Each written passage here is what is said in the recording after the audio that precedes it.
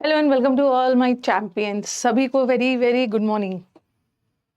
Good morning, good morning Sachin, Ranjan, Deep, Chhotu, Abhishek, सारे students को very very good morning. Good morning to all my champions.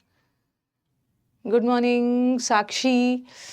और चलो, यहाँ तो हमारे नए वाले बच्चे हैं, ठीक है। और कल एसएससी का रिजल्ट फाइनल आ गया है और बहुत खुशी की बात है, बहुत सारे बच्चों ने सिलेक्शंस लिया है।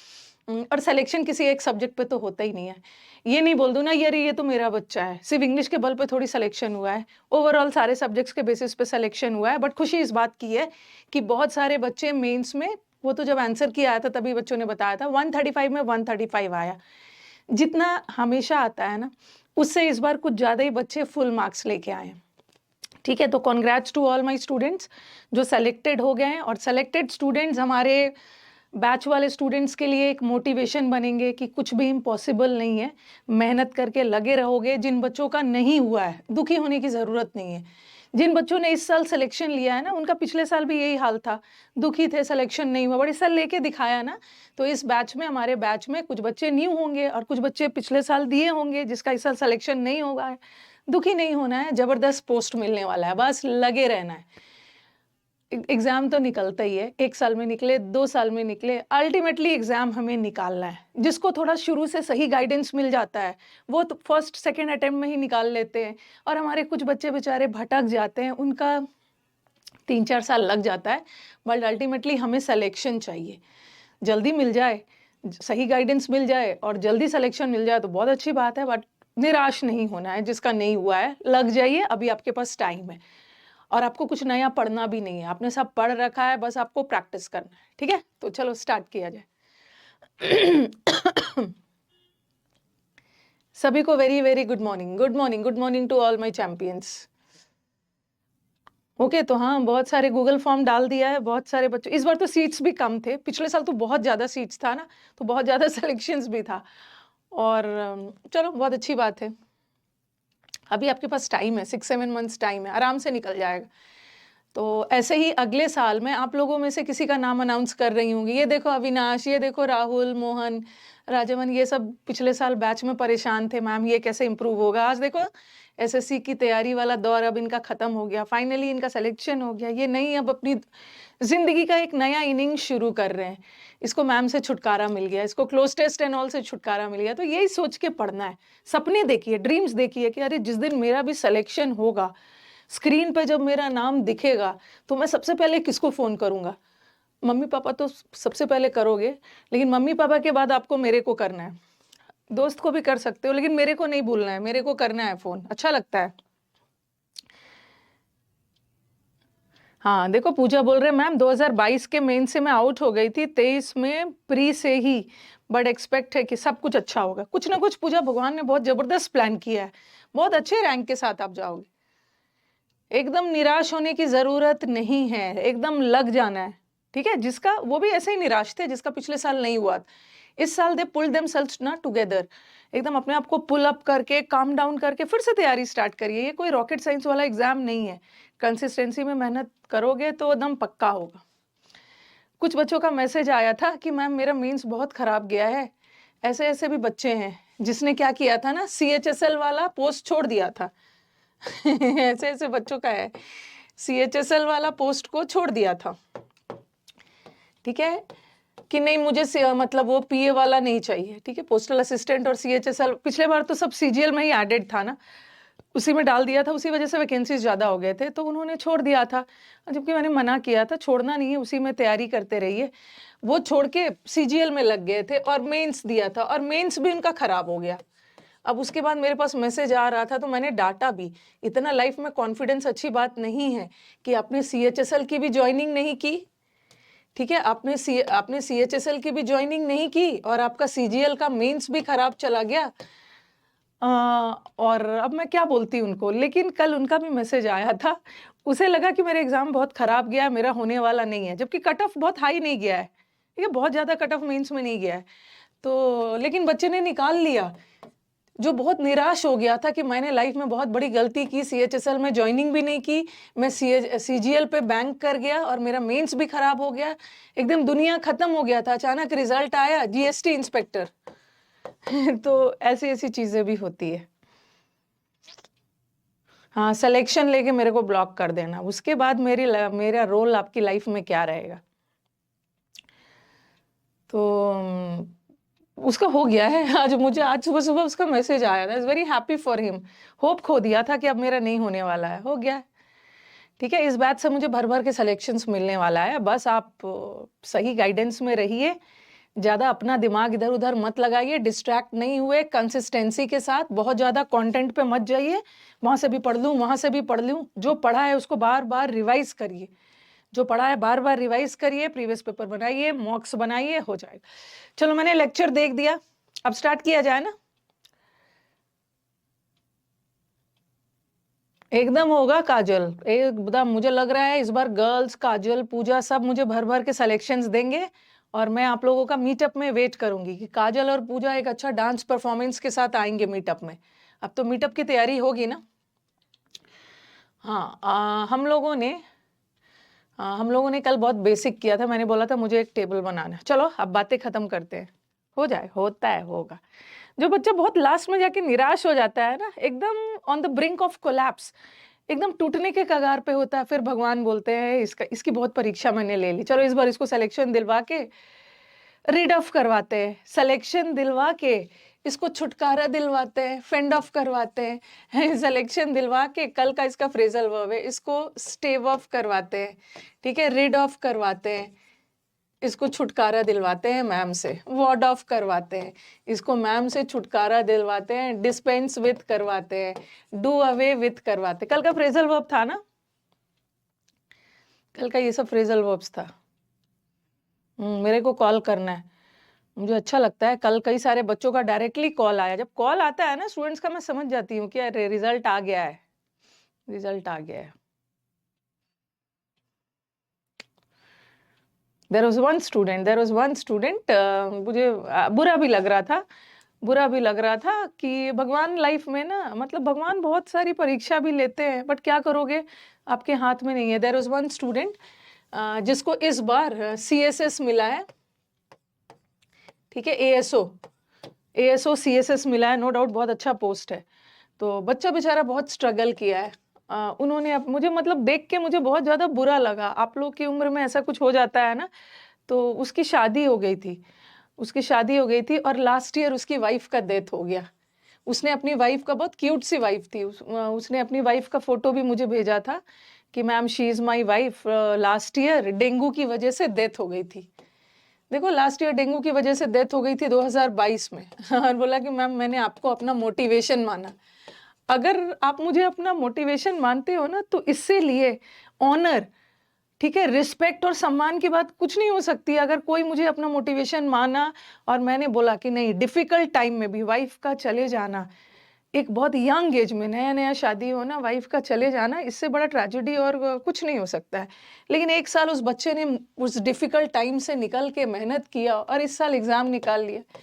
मुझे नहीं पता था, उसने वाइफ का फोटो भेजा, मैंने बोला ठीक है, ये तो इररिपेरेबल लॉस है, वाइफ की जगह तो नहीं ले सकता है कोई, बट ठीक है, जहां भी होगी वो खुश होगी। तो ऐसा नहीं है, ठीक है, ऐसा नहीं है ना कि बहुत सारे बच्चे अपने, कि आप सबको अपना प्रॉब्लम बहुत बड़ा लगता है, ये सब लॉस के बाद, ठीक है, पिछले साल लॉस हुआ, उससे निकलने में 1-2 साल लग जाते हैं, उसी में बच्चा तैयारी करके निकाल ले रहा है। तो लाइफ में प्रॉब्लम्स, मैंने इसलिए बताया ना, लाइफ में प्रॉब्लम सबके साथ होता है, सब मुस्कुराते रहते हैं, प्रॉब्लम सबके साथ है, बट आपको देखना है ना कि कैसे आपको निकलना है, कैसे अपनी लाइफ को और भी सुंदर आपको बनाना है। तो उसके लिए तो मेहनत करनी होगी, ठीक है।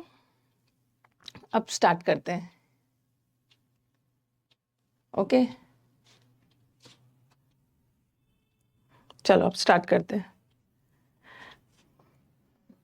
अब हम जोड़ेंगे वॉइस एंड टेंस।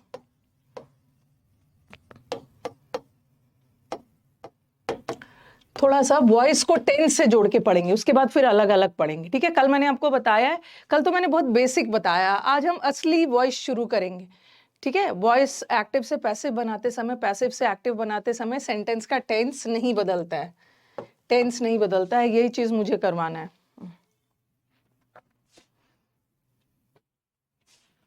पहले हम लोग ना सिंपल देखो, एक मिनट, हमने प्रेजेंट टेंस में अभी लिखना नहीं लिखना। प्रेजेंट टेंस में हमने 4 तरह का पढ़ा। क्या क्या पढ़ा था? लिखना नहीं, सिंपल प्रेजेंट। क्योंकि छाप छाप के ना, लिख लिख के बहुत सारे बच्चे सुंदर नोट्स बना लेते हैं, बट जब क्वेश्चंस आता है तो बना नहीं पाते हैं। ये एक होता है प्रेजेंट कंटिन्यूअस, तीसरा है प्रेजेंट, ये मैंने आपको टेंस में पढ़ा दिया, प्रेजेंट परफेक्ट, और एक है प्रेजेंट परफेक्ट कंटिन्यूअस। उसी तरह पास्ट में भी आपका 4 है, पास्ट में भी 4 है। क्या क्या? सिंपल पास्ट, ये थोड़ा सा बताना होगा आपको। सिंपल पास्ट, पास्ट कंटिन्यूअस, फिर पास्ट परफेक्ट, बता रही हूं कि मैं इसको क्यों लिख रही हूं, और लास्ट में पास्ट परफेक्ट कंटिन्यूअस। उसी तरह फ्यूचर में भी 4 है, फ्यूचर में भी 4 पार्ट है। एक है सिंपल फ्यूचर, लिखना नहीं। बहुत सारे बच्चे 135 में 135 लाए थे। बहुत सारे बच्चे लाने के पीछे एक और रीजन है कि पेपर का लेवल भी इजी आया था। एक है फ्यूचर कंटिन्यूअस, हिंदी मीडियम के बहुत सारे बच्चे लाए हैं, तो ये सब दिमाग में मत डालना कि हिंदी मीडियम का बच्चा नहीं कर सकता। फ्यूचर परफेक्ट, और तीसरा है फ्यूचर परफेक्ट कंटिन्यूअस। आप बोलोगे मैम इसने ये आपने क्यों लिखा? बताती हूँ क्यों लिखा मैंने। देखो, पूरे मिला के 12 है, यहाँ 4, यहाँ 4, 8 और 12, पूरे मिला के 12 है। पूरे 12 का एक्टिव वॉइस तो बनता है, एक्टिव वॉइस तो पूरे 12 का बनता है, बट पैसिव सिर्फ 8 ही का बनता है। ओके, पैसिव सिर्फ 8 का बनता है। आप बोलोगे कि किसका किसका नहीं बनता है? प्रेजेंट टेंस में प्रेजेंट परफेक्ट कंटिन्यूअस का, simple present, present continuous, present perfect का तो पैसिव बनता है, बट प्रेजेंट परफेक्ट कंटिन्यूअस का पैसिव नहीं बनता है। पास्ट टेंस में पास्ट परफेक्ट कंटिन्यूअस का भी पैसिव नहीं बनता है, बाकी तीनों का बनता है। लेकिन फ्यूचर में 2 का नहीं बनता है। किसका? फ्यूचर में फ्यूचर कंटिन्यूअस का भी नहीं बनता है, और फ्यूचर परफेक्ट कंटिन्यूअस का भी नहीं बनता है।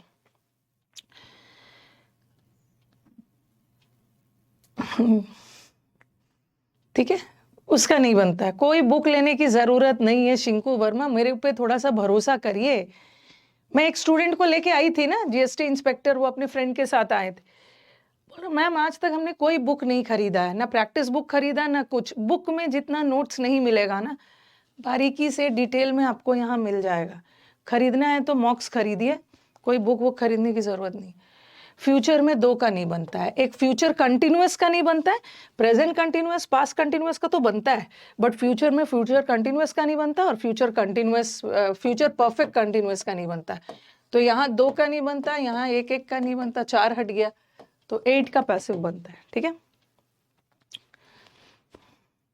आप लोग के साथ प्रॉब्लम है ना, आप लोग बस चाहते हो कि शुरू में सब खरीद वरीद के बुक बैठ जाए आराम से, और सब होने के बावजूद भी मार्क्स फिर स्कोर नहीं बढ़ता है। लैक ऑफ प्रैक्टिस, नोट्स काफ़ी है। चलो, अब मैंने बता दिया कि प्रेजेंट टेंस में 1 का नहीं बनता है, पास्ट टेंस में 1 का नहीं बनता, और फ्यूचर में 2 का नहीं बनता है। अब चलो हम प्रेजेंट टेंस से स्टार्ट करते हैं। ठीक है, पहले मैं छोटे छोटे सेंटेंसेस से आपको एग्जाम्पल में छोटे छोटे सेंटेंसेस दे रही हूँ, लेकिन जब मैं प्रैक्टिस करवाऊंगी तो सेंटेंसेस लेंदी होगा ऑप्शंस के साथ। पहले हम स्टार्ट करते हैं प्रेजेंट टेंस से, और प्रेजेंट टेंस में भी लिखते हैं सिंपल प्रेजेंट। ठीक है, इसका कैसे बदलेगा? फिर लिखते हैं प्रेजेंट सिंपल प्रेजेंट, फिर लिखेंगे प्रेजेंट कंटिन्यूअस। ठीक है, फिर है प्रेजेंट, लिखिए प्रेजेंट परफेक्ट, और फिर present perfect continuous. Okay, will start with present tense. Present tense में मैंने 4 का लेंगे, फिर पास्ट भी करेंगे, फ्यूचर भी करेंगे। ठीक है, सिंपल प्रेजेंट टेंस में एक इजी सा एग्जांपल लिख रही हूँ। ठीक है, सिंपल प्रेजेंट टेंस में एक इजी सा एग्जांपल, पहले छोटा सा जगह इजी इजी लिख रही हूँ, फिर हम लेंदी के साथ करेंगे। ही rights a book, he rights a book. लिखिए मत, मैं इसको रब नहीं करूंगी, मैं आपको टाइम दूंगी, पहले आप समझ लो। ही राइट्स अ बुक, ये कौन सा टेंस है? Simple present. वो एक बुक लिखता है और बुक लिखने का काम ही कर रहा है ना, तो ये सिंपल प्रेजेंट टेंस का एक्टिव वॉइस। ठीक है, अब इसी का मैं प्रेजेंट कंटिन्यूअस बनाती हूँ। He is writing a book, he is writing a book. यहाँ भी सेंटेंस एक्टिव वॉइस में हो, क्योंकि बुक लिखने का काम तो ही कर रहा है ना, हमारा कर्ता एक्टिव है, तो सेंटेंस एक्टिव वॉइस में है। और बस टेंस अलग है, ये सिंपल प्रेजेंट टेंस में है और ये प्रेजेंट कंटिन्यूअस में। प्रेजेंट कंटिन्यूअस का मतलब क्या होता है? प्रेजेंट कंटिन्यूअस का मतलब होता है is, am, are plus verb का आईएनजी फॉर्म। और प्रेजेंट परफेक्ट का मतलब क्या होता है? हैज या हैव। हैड तो पास्ट परफेक्ट में लगाते हैं प्लस थर्ड फॉर्म, तो इसी का मैं बना देती हूँ। He has written a book, वो एक बुक लिख चुका है। ये भी एक्टिव वॉइस में ही है। ठीक है, ये भी एक्टिव वॉइस में ही है, क्योंकि हर जगह ही काम कर रहा है, बस सेंटेंस का टेंस अलग है। और ये प्रेजेंट परफेक्ट कंटिन्यूअस बताता है कि काम कब से चल रहा है। He has been writing a book, a book since Monday, Monday से बुक लिख रहा है, तो ये तो आपका हो गया present perfect continuous. He has been writing a book, side में नहीं दिख रहा होगा ना तो बता दे रही हूँ। He has been writing a book since Monday. ठीक है, सारा सेंटेंस एक्टिव में जा रहा है, बस टेंस अलग है, टेंस अलग है। अब हम सबका पैसिव बनाएंगे, तो याद रखना है ना कि सिंपल प्रेजेंट टेंस का, सिंपल प्रेजेंट टेंस का ये तो हमारा सब्जेक्ट है और बुक क्या है? ऑब्जेक्ट है। और कल आपने पढ़ा कि ऑब्जेक्ट पैसिव में सब्जेक्ट बन जाता है और सब्जेक्ट ऑब्जेक्ट बन जाता है, और एक्टिव पैसिव में टेंस नहीं बदलता है ना। तो सिंपल प्रेजेंट टेंस का पैसिव बनाने के लिए, ये तो एक्टिव था, हम पैसिव बनाने के लिए क्या लगाते हैं? Is, am, are plus verb का third form. Simple present tense का पैसिव बनाने के लिए is, am, are plus verb का थर्ड फॉर्म। देखो एक, अब ये ऑब्जेक्ट है, इसको सब्जेक्ट बना लो, अ बुक। और बहुत सारा बुक्स होता तो मैं आर लिखती, बट एक बुक है तो इज लिख रही हूं। अगर आई होता तब एम लगाती, तो अ बुक है तो इज लगा दो। अब बुक वॉज मत करना, टेंस नहीं बदलना है। और राइट का थर्ड फॉर्म रिटन होता है, a book is written by लगा देना।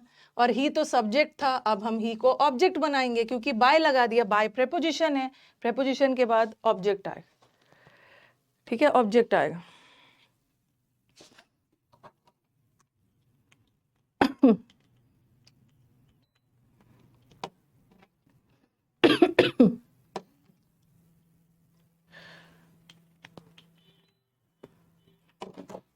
ओके, अब बुक इज लगाएंगे ना।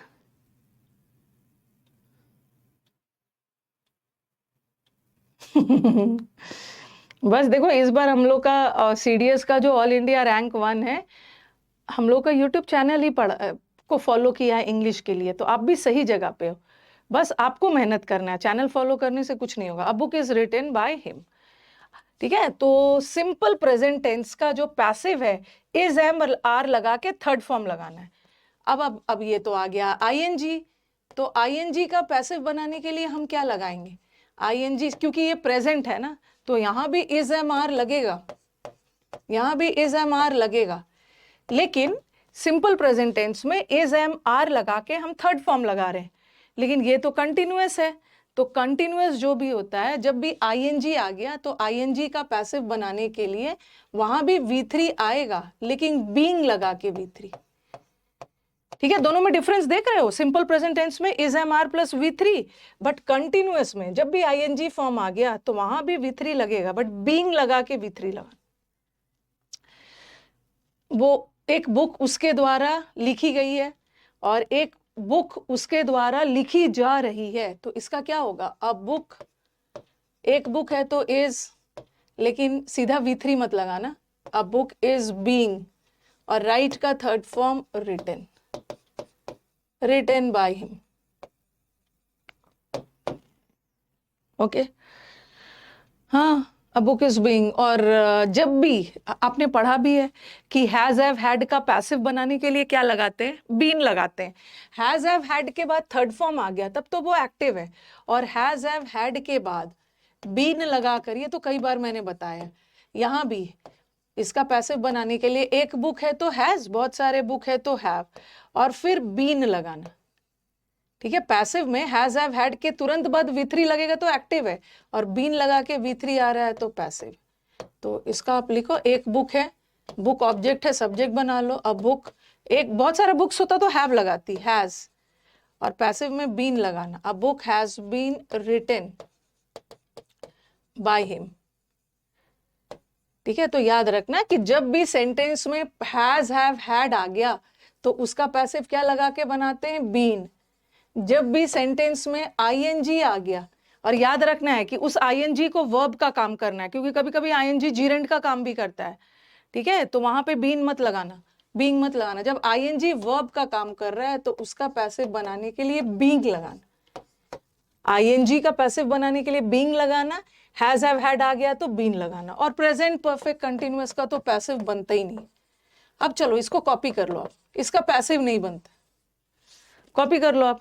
A book has been written, copy करके फटाफट डन बोलिए। लड़कियों ने बहुत निकाला है, लड़कियों के मैसेजेस बहुत सारे आए हैं।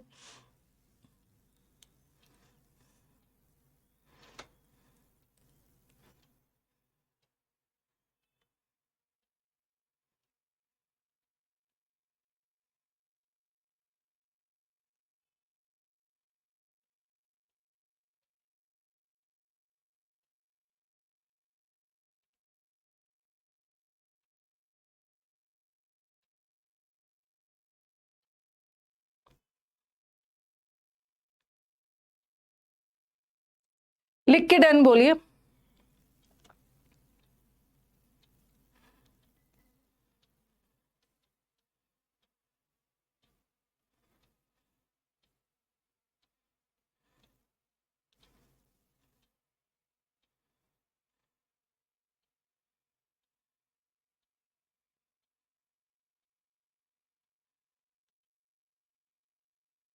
अ book has been written by him, सब सेंटेंस ऊपर वाला एक्टिव में है, नीचे वाला सब पैसिव में है, बट सेंटेंस का टेंस अलग है।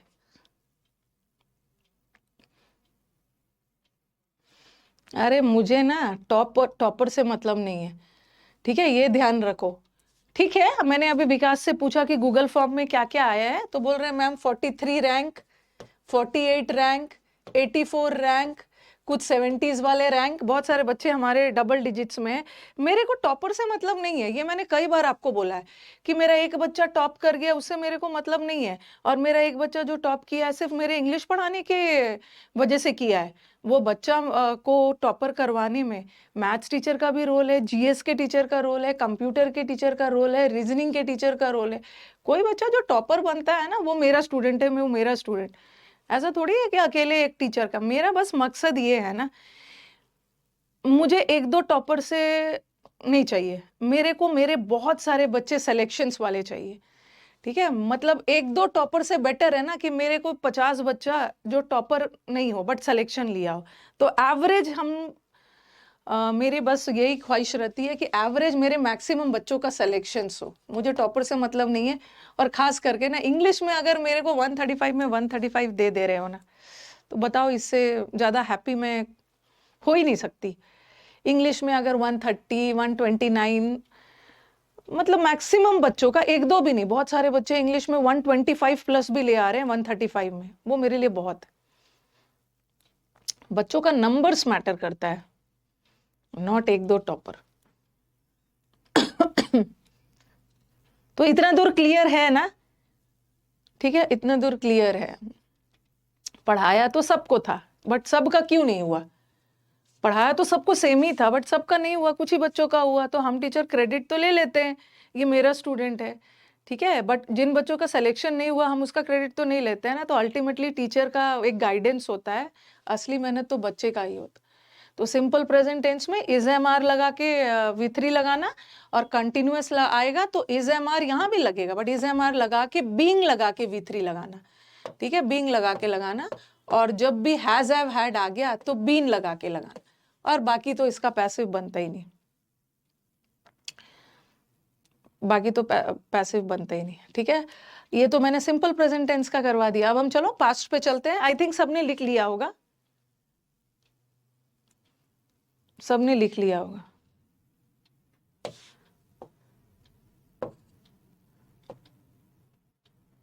रब कर देती हूँ, ठीक है।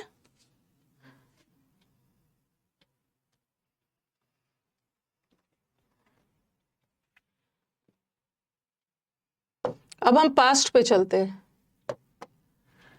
ठीक है। Past, simple past.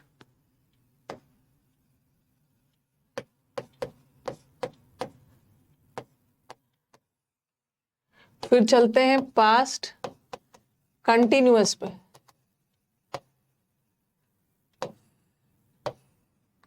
फिर पास्ट परफेक्ट पे,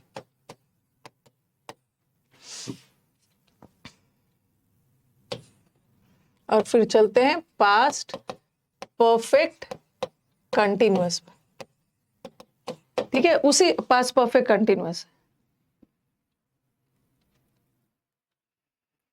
उसी सेंटेंस का मैं सिंपल पास्ट बनाती हूं। ही राइट्स अ बुक का मैंने लगा दिया he wrote a book, past कर दिया। और प्रेजेंट कंटिन्यूअस का पास्ट कंटिन्यूअस कर देती हूँ, ठीक है। पास्ट कंटिन्यू, प्रेजेंट कंटिन्यूअस में is am are plus ING था, और पास्ट कंटिन्यूअस में क्या आएगा? पास्ट कंटिन्यूअस में वॉज या वर प्लस आईएनजी, यही आता है। He was writing a book. Tense नहीं बदलना है, ध्यान रखना है। पास्ट है तो पास्ट, प्रेजेंट है तो प्रेजेंट। प्रेजेंट परफेक्ट में हैज या हैव प्लस V3 था, तो पास्ट परफेक्ट में हैड प्लस V3। इसका लिख दिया मैंने, he had written a book, वो एक बुक लिख चुका था। सारा सेंटेंस एक्टिव वॉइस में जा रहा है। अ बुक को द बुक में मत बदलना। अगर क्वेश्चन में अ बुक है तो आपको भी अ बुक रखना है, द मत करना, ठीक है। और he had been writing a book since Monday से बुक लिख रहा था, तो इसकी तो कहानी ही खत्म है। जैसे प्रेजेंट परफेक्ट कंटिन्यूअस का पैसिव नहीं बनता है, उसी तरह पास्ट परफेक्ट कंटिन्यूअस का भी पैसिव तो बनता ही नहीं है। तो यहां तो काम ही खत्म है, ठीक है, काम खत्म है। अब देखो, इसका पैसिव बनाते समय, प्रेजेंट का पैसिव बनाते समय हम क्या लगा रहे थे? Is am are plus V3 ना, तो सिंपल पास्ट का पैसिव वॉज या वर प्लस V3। इसमें क्या लगा रहे थे? Is am are plus being plus V3। और इसका पैसिव बनाते समय क्या लगाएंगे? इसका पैसिव बनाते समय लगाएंगे वॉज या वर। बीइंग तो इसमें भी लगेगा, आईएनजी है, कंटिन्यूअस है, तो बीइंग तो इसमें भी लगेगा, प्लस V3। उसमें क्या लगा रहे थे? हैज या have plus been plus V3। और इसमें क्या लगाएंगे? इसमें हैड प्लस, ये तो पास्ट है ना, हैज हैव नहीं लगा। अब चलो फटाफट लिख लेते, ठीक है, फटाफट लिख लेते। ही रोट अ बुक, एक बुक है तो लगा देंगे वॉज। अ बुक वॉज, वर नहीं लगाएंगे, बहुत सारे बुक्स होते तब हम वर लगाते। A book was written by him. ये तो बहुत बेसिक है, बस टेंस का थोड़ा सा खेल है।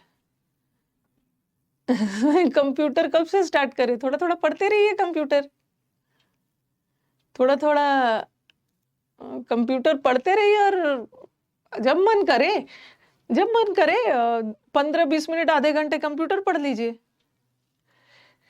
जब कुछ ना पढ़ने का मन हो, कंप्यूटर पढ़ लीजिए। अ बुक, एक बुक है तो वॉज, बट आईएनजी है ना, तो बीइंग तो लगेगा ना। अ बुक वॉज, उसके द्वारा एक बुक लिखी जा रही थी। A book was being written by him. और यहां भी वही है, अ बुक एक पास्ट है तो हैड लगाओ, और हैड के बाद बीन लगाओ, उसके बाद थर्ड फॉर्म। कॉपी कर लीजिए। ठीक उसी की तरह है, सब जगह प्रेजेंट में इज एम आर लग रहा था और पास्ट में वॉज वर लगे, वॉज वर प्लस बीइंग, और प्रेजेंट में हैज हैव लग रहा था, इसमें had.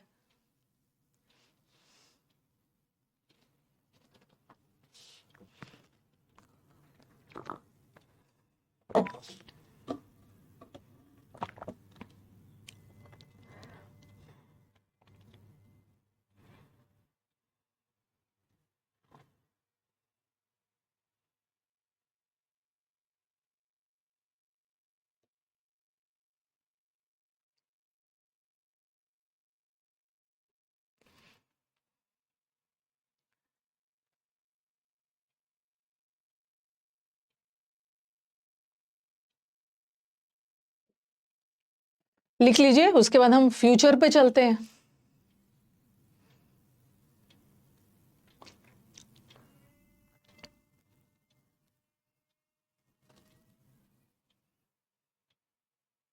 A book was being written by him, a book had been written by him, a book was written by him. और past perfect continuous का present perfect continuous की तरह इसका भी पैसिव नहीं बनता।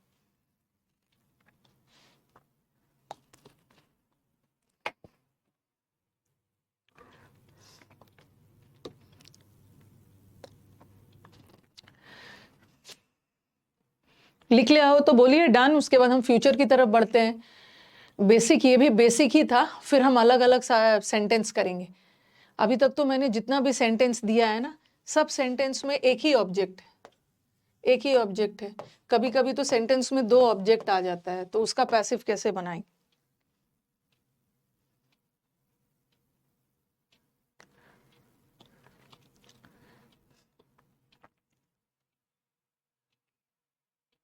रब कर देती हूँ।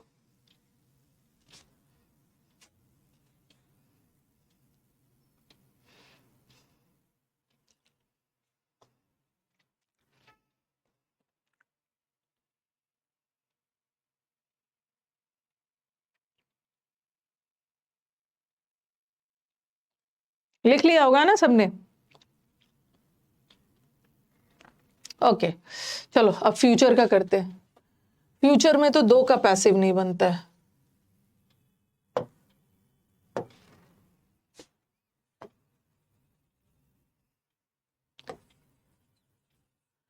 Simple future,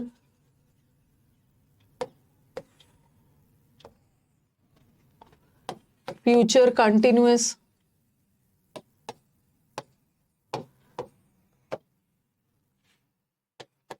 future perfect. उसीलिए अब देख रहे हो, वॉइस नरेशन पढ़ने के पहले टेंस पढ़ना जरूरी है। और अब है फ्यूचर परफेक्ट कंटिन्यूअस। ठीक है, सिंपल फ्यूचर में उसी सेंटेंस का लिखती हूं, he will write a book. ये फ्यूचर सिंपल फ्यूचर हो गया। और फ्यूचर कंटिन्यूअस में ही will be writing a book. Book लिख रहा होगा फ्यूचर कंटिन्यूअस, और ये लिख चुका होगा, he will have written. Modal verb के बाद हैव ही लगेगा। He will have written a book. और इसका ही विल हैव, बुक लिख रहा होगा एक मंडे से, he will have been writing. ये तो मैंने टेंस में पढ़ा दिया। He will have writing a book since Monday. Monday से बुक लिख रहा होगा। चलो इसका काम पहले खत्म कर लेते हैं। काम खत्म का मतलब क्या है कि इसका तो फ्यूचर प्रेजेंट कंटिन्यूअस का पैसिव बनता है, पास्ट कंटिन्यूअस का भी बनता है, बट फ्यूचर कंटिन्यूअस का पैसिव नहीं बनता है। इसमें तो दो का नहीं बनता है, एक इसका नहीं बनता है और एक इसका नहीं,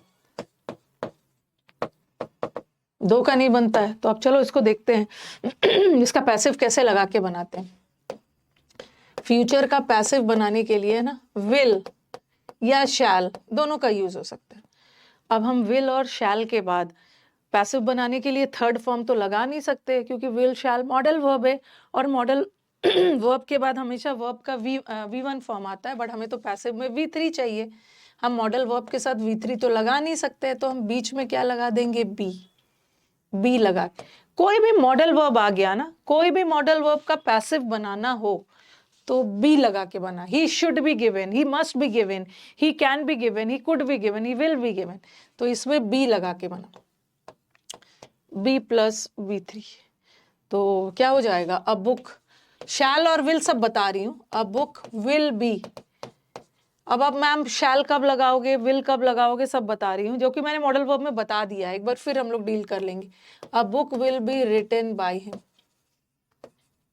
अब इसका तो पैसिव नहीं बनता है। अब चलो इसमें आ जाओ, इसका पैसिव कैसे बनेगा। फ्यूचर है तो विल और शैल तो लगाने ही है, विल और शैल लगेगा ही। और परफेक्ट है, और परफेक्ट में या तो हैज लगता है, या तो हैव लगता है, या तो हैड लगता है। बट मॉडल वर्ब है तो हमें तो हैव लगाना होगा। मॉडल वर्ब के बाद हैव लगता है, और हैव के बाद तुरंत हम थर्ड फॉर्म लगा देंगे तो वो तो एक्टिव चला जाएगा। पैसिव बनाने के लिए हमें हैव के बाद बीन लगाकर फिर थर्ड फॉर्म लगाना होगा। ओके, तो इसका कैसे बन जाएगा? अ बुक विल, फिर हैव, बीन लगाना जरूरी है, हैव के बाद बीन लगा के V3 लगाओगे तभी पैसिव बने। Been written by. चलिए इसको कॉपी करिए, ये वॉइस एंड टेंस का काम खत्म। कैसे कैसे टेंस बदलता है ना, सिर्फ मुझे ये बताना।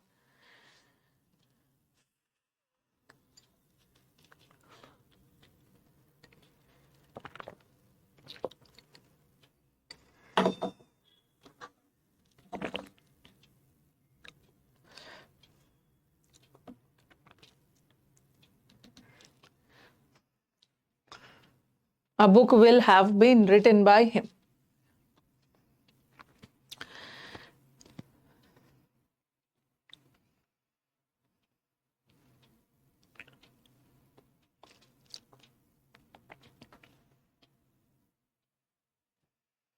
अभी टाइम है आपके एग्जाम। अच्छी बात है कि ये बैच एक ऐसा टाइम पर शुरू हुआ है ना कि खत्म होने के बाद भी ये बैच में प्रैक्टिस का बहुत टाइम होने वाला। आपका बैच मोर और लेस जनवरी के लास्ट में खत्म होगा, और उसके बाद आपका एग्जाम में अभी बहुत टाइम है। फरवरी है, मार्च है, अप्रैल है, मई है, जून है, जुलाई है, अगर सीजीएल देखा जाए, सितंबर है, अक्टूबर है, बहुत सारा है, अभी बहुत टाइम है।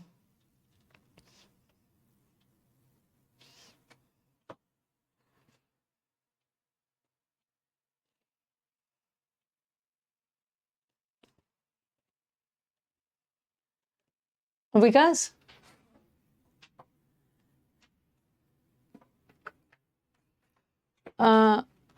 जो पिछले प्रीवियस ईयर क्वेश्चंस था ना, पिछले 4 साल में पूछे गए टेंस के क्वेश्चंस, जो वाईटी पे भी किया था हमने, जहां से वर्ब करवाया है, देखना टेंस का भी होगा। ध्यान नहीं आ रहा है मुझे। अच्छा, मैं आके वो ना इनके इस पे डाल देना है ताकि ये बना के रखेंगे। ठीक है, ध्यान नहीं, मुझे नहीं आ रहा है। आप जाओगे ना टॉपिक वाइज एरर्स पे जाओगे वाईटी पे, तो वहाँ पे है, जहाँ से वर्ब लिया था।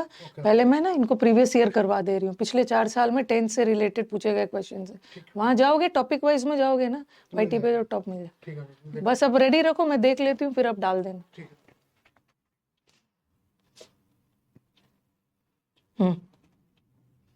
एक मैं टेंस का आपको आज डलवाती हूँ।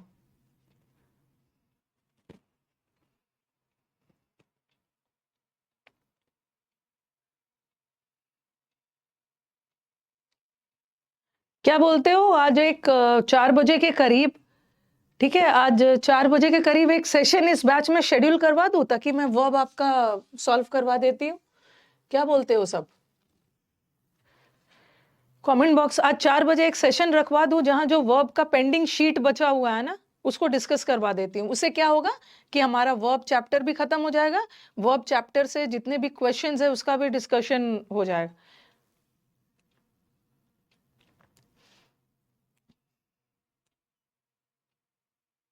एक शीट बचा हुआ है वर्ब का, उसको मैं चाह रही हूँ ना कि आज शाम तक इसको कंप्लीट करवा दूं और एक टेंस डलवा देती हूँ, तब तक आप टेंस बना के रखोगे।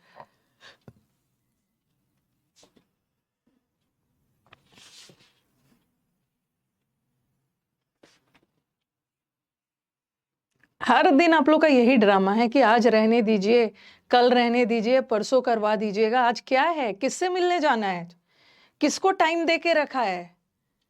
किसको टाइम दे के रखा है कि आज रहने दीजिए? जिसको भी 4 बजे का टाइम दिया है ना, बोलना कि चलो मैं तुमसे 5 बजे मिलूंगा।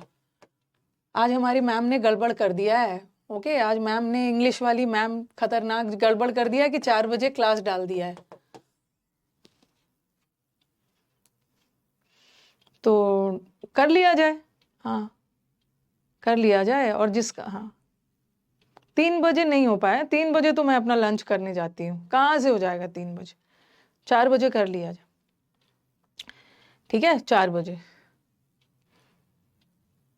3:30 में नहीं, 3 बजे लंच वंच नहीं करूंगी मैं। मैं आपका 2:30 बजे तक क्लास लेती हूँ, उसके बाद फिर लंच करने जाती हूँ ना। और टेंस का मैंने विकास को बोला, एक बार मैं खुद देख लूंगी, टेंस डलवा देती। अगर 4 बजे दिक्कत है तो 4:30 बजे रखवा देती हूँ। बड़ा आज मन बना लिया है तो आज तो होना चाहिए। 3 बजे नहीं, 3 बजे इस बैच में नहीं करवाना चाहती हूँ ना, मेरा टाइम वेस्ट हो जाएगा।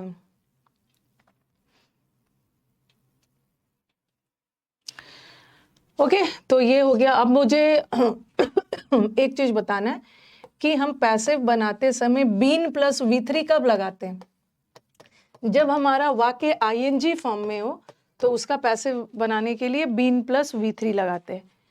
हम बी प्लस V3 कब लगाते हैं? जब सेंटेंस में कोई मॉडल वर्ब हो, विल हो, शैल हो, फ्यूचर में बी लगाते हैं, या शुड, कोई भी मॉडल वर्ब हो ना, कोई भी मॉडल वर्ब हो और उसका पैसिव बनाना हो तो मॉडल वर्ब तो अपने साथ V1 लेता है, लेकिन पैसिव बनाने के लिए हमें तो V3 चाहिए, तो हम बी लगा के V3 लगा देते हैं। और हम सेंटेंस में बीन प्लस V3 कब लगाते हैं? जब हमारा सेंटेंस में हैज हैव हैड हो। हैज हैव हैड हो ना, तो उसका पैसिव बनाने के लिए been plus V3, he has been given, they had been given, ऐसा करते हैं।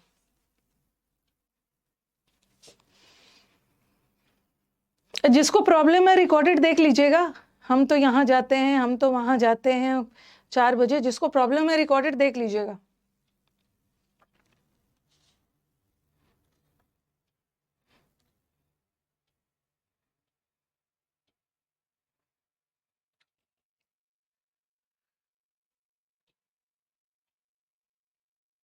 लाइव नहीं कर पाएंगे ना संदीप, तो देख लेना, आप रिकॉर्डेड देख लेना, क्या दिक्कत है, रिकॉर्डेड देख लेंगे। हाँ, नहीं तो ऐसे ही तो वो पेंडिंग रह जाएगा। तो याद रखना कि आईएनजी और ये सब में लगाते हैं, आईएनजी में बीइंग, मॉडल में बी, और हैज हैव हैड में बीइंग। एक चीज और, अभी मैंने आपको क्या बताया कि जब भी वाक्य में आईएनजी आ गया ना तो उसका पैसिव हम बीइंग प्लस V3 लगाकर बनाते हैं, लेकिन याद रखना है कि उस आईएनजी को वर्ब होना है। जैसे मैंने लिखा आई केप्ट हिम वेटिंग, मैंने उससे वेट करवाया, ठीक है, ठीक है, मैंने उसको क्या करवाया? मैंने उसको वेट करवाया। तो इस सेंटेंस में ना ये देखो, आई क्या है? सब्जेक्ट, और ये क्या है? वर्ब, और हिम क्या है? ऑब्जेक्ट। आई केप्ट हिम, मैंने उससे क्या करवाया? मैंने उससे क्या करवाया? मैंने उससे वेट करवाया। तो यहाँ का वेटिंग वर्ब नहीं है, यहाँ का वेटिंग नॉन फाइनाइट वर्ब है। मैंने आपको बताया है कभी कभी वर्ब का आईएनजी फॉर्म जीरेंड भी हो सकता है, इन्फिनिटिव भी हो सकता है। मैंने उससे क्या करवाया? I kept him what, what करवाया, जीरेंड है ये, तो यहाँ का वेटिंग जो है ये वर्ब नहीं है। और आपके दिमाग में आएगा मैम इसका पैसिव बनाना है, और पैसे आपने तो बोला है कि जब भी वाक्य में आईएनजी आ गया तो उसका पैसिव बनाने के लिए तो बीइंग प्लस V3 चाहिए। लेकिन मैंने क्या बोला है कि बीइंग प्लस V3 तब आएगा ना जब क्वेश्चन में वो आईएनजी वर्ब का काम कर रहा है, बट ये आईएनजी वर्ब का काम थोड़ी कर रहा है, वर्ब तो ये, वर्ब तो ये है, ठीक है। अब बनाओ इसका, हिम ऑब्जेक्ट है तो इसका ही कर लो, और सेंटेंस पास्ट है तो वॉज कर लो, और केप्ट का थर्ड फॉर्म भी केप्ट ही होता है, he was kept what, waiting, मैंने उसे इंतजार करवाया, बाय मी। तो बस मुझे ये भी बताना है, क्योंकि बच्चे दिमाग में बैठा लेंगे कि मैम आईएनजी आ गया तो बीइंग लगाना है ना, बट यहाँ पे आपने बीइंग क्यों नहीं लगाया? क्योंकि यहाँ का आईएनजी वर्ब था ही नहीं, आईएनजी वर्ब होगा तब तो बीइंग लगाएंगे ना। और अब देखो मैंने लिखा he was reading a book, he was reading a book. अब यहाँ पे हम लोग बीइंग लगाएंगे क्योंकि यहाँ का जो आईएनजी है वर्ब है ना, ही वॉज रीडिंग यहाँ लिख रही हूँ, he was reading a book, तो यहाँ का जो आईएनजी है ना वो तो वर्ब है, तो इसमें तो बीइंग लगाएंगे। अ बुक वॉज, यहाँ पे बीइंग लगाना, ठीक है, क्योंकि यहाँ का आईएनजी वर्ब है तब बीइंग लगाना। A book was being read by, but यहाँ का ING was not a verb, तो ये भी ध्यान रखना। ये भी हो गया। हाँ, जिसको प्रॉब्लम है वो रिकॉर्डेड देख लेगा। ज्यादा नहीं, ज्यादा टाइम मैं नहीं लूंगी, अब कोशिश करूंगी जी, पता नहीं कितना 40-50 क्वेश्चंस है, उसको सॉल्व करवा के खत्म करोगी, मैक्सिमम 1 घंटा है।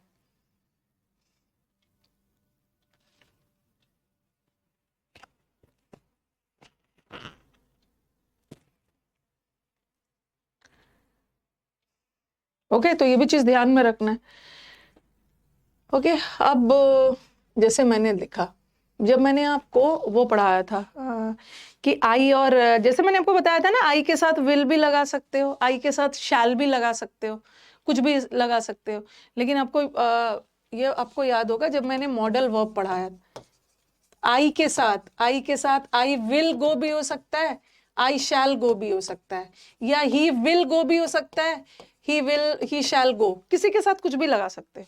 लेकिन बताया था कि इंटरोगेटिव सेंटेंस में, मॉडल वर्ब में, प्रश्नवाचक सेंटेंस में शैल का यूज हमेशा आई और वी के साथ होता है।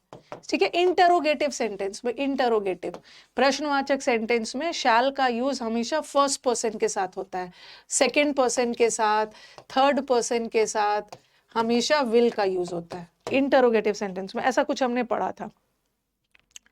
ठीक है, ठीक है, ऐसा हमने पढ़ा था। अब आ जाओ, लेकिन जब हम नरेशन एक्टिव पैसिव बनाते हैं ना, तो पुराने वाले रूल को फॉलो करते हैं, बता रही हूँ। जैसे मैंने लिखा I shall take him, I shall take him to the doctor. ये तो इंटरोगेटिव नहीं है ना, ये तो नॉर्मल सेंटेंस है, और नॉर्मल सेंटेंस में तो आई के साथ शैल भी आ सकता है, विल भी आ सकता है। ठीक है, आई के साथ शैल लगाया। अब क्या करते हैं एक्टिव पैसिव में, ये ऐसे देने वाले हैं, एक ऑप्शन में देंगे आई शैल टेक हिम, आई हमारे सेंटेंस का सब्जेक्ट है एक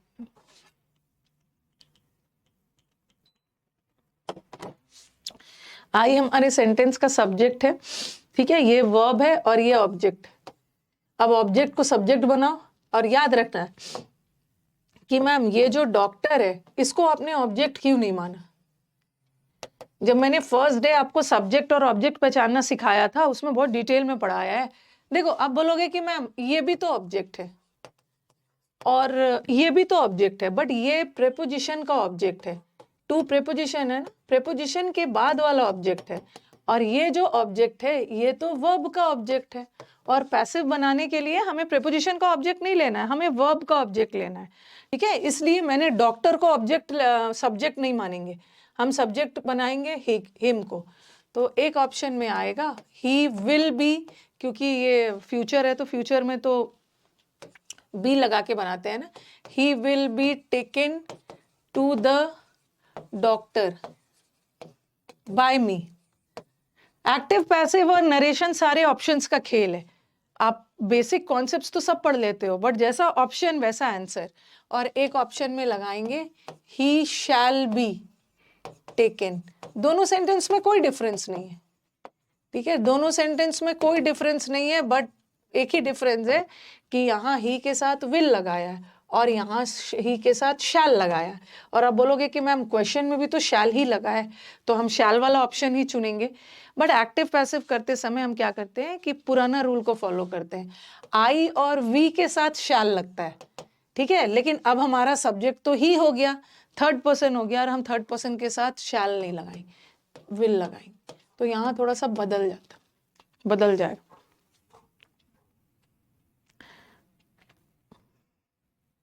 ठीक है, अगर अगर यही सेंटेंस ऐसा रहता he will give me a book, वो मेरे को एक किताब देगा।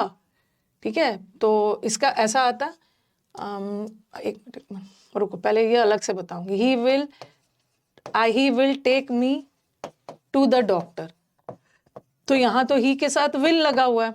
ठीक है, थर्ड पर्सन के साथ विल लगा हुआ है। लेकिन अगर ऑप्शन में, अब देखो मी आ गया है ना, मी को आई बनाएंगे तो I will be taken to the doctor by him. सारे ऑप्शंस के साथ मैं दे रही हूं।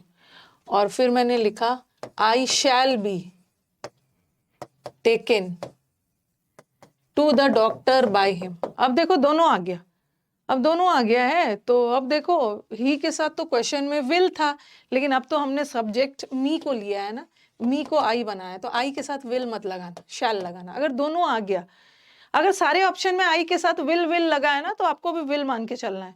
बट एक जगह विल है और एक जगह शैल है और बाकी सारा चीज सेम है, तो आई फर्स्ट पर्सन है, फर्स्ट पर्सन के साथ हम शैल लगाते। तो ये चीज का भी ध्यान रखना है।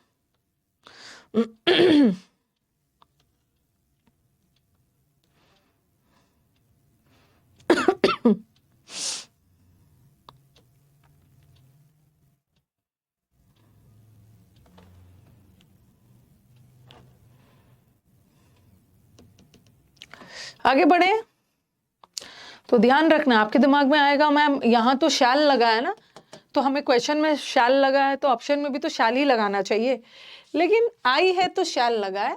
बट अब हमने ही को सब्जेक्ट बनाया, ही के साथ हम शैल नहीं लगाएंगे, ही के साथ विल लगाएंगे।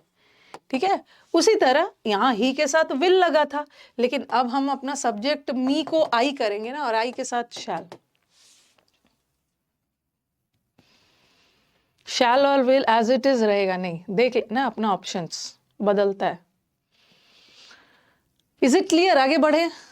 अभी तक तो मैंने सेंटेंस में आपको एक एक ऑब्जेक्ट दिया है। चलो अब स्टार्ट करते हैं कि अगर वाक्य में दो ऑब्जेक्ट आ गया, और मैंने आपको बताया है कि वाक्य में ऑब्जेक्ट दो तरह का होता है, एक ऑब्जेक्ट वर्ब का होता है और एक ऑब्जेक्ट प्रेपोजिशन का होता है। लिखना अभी कुछ भी नहीं लिखा मैंने जैसे मैंने लिखा he gave a ring to her। ठीक है, ही ने रिंग दिया, तो आप बोलोगे कि मैम ही सब्जेक्ट है, ये वर्ब है और ये ऑब्जेक्ट है। ठीक है, एक ही ऑब्जेक्ट अभी रखा है और ये भी एक ऑब्जेक्ट है। किसको दिया? हर को दिया। क्या दिया? रिंग दिया। तो यहाँ पे दो ऑब्जेक्ट है। ठीक है, लेकिन याद रखो कि ये जो दोनों ऑब्जेक्ट है, एक ऑब्जेक्ट वर्ब का है और ये वाला प्रेपोजिशन है, और एक ऑब्जेक्ट प्रेपोजिशन का है। और हम जब पैसिव बनाते हैं ना, ठीक है इजी बंद कर दीजिए, सही बोला है, बंद कर दिया मैंने।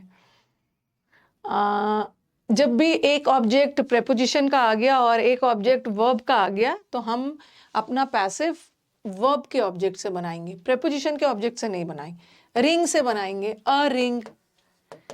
सेंटेंस पास्ट टेंस में है, सिंपल पास्ट में है, सिंपल पास्ट में वॉज लगेगा या वर लगेगा, एक ही रिंग है। अ रिंग वॉज, गिव का third form given, a ring was given to her, to her पहले लगा दो, बाय हिम, बाय हिम। ठीक है, यहाँ पे दो ऑब्जेक्ट है।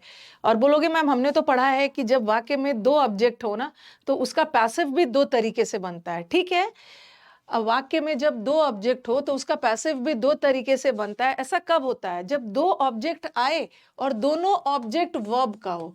बट यहाँ दोनों ऑब्जेक्ट वर्ब का नहीं है, यहाँ तो वर्ब का एक ही ऑब्जेक्ट है और दूसरा ऑब्जेक्ट तो प्रेपोजिशन का है, तो यहाँ तो पैसिव एक ही तरह से बनेगा। ठीक है, एक ही तरह से बनेगा।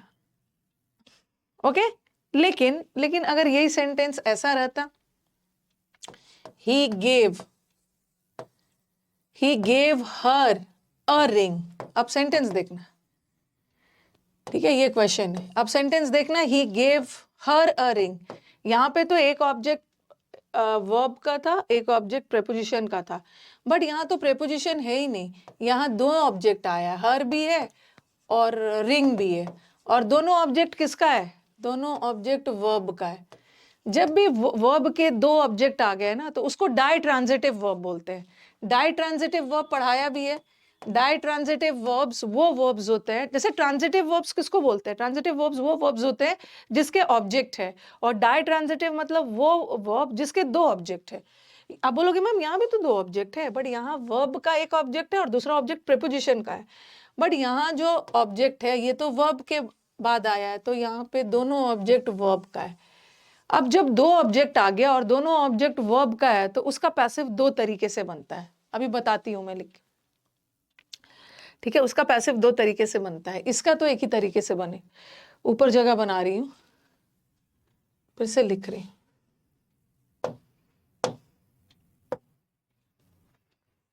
He gave a ring.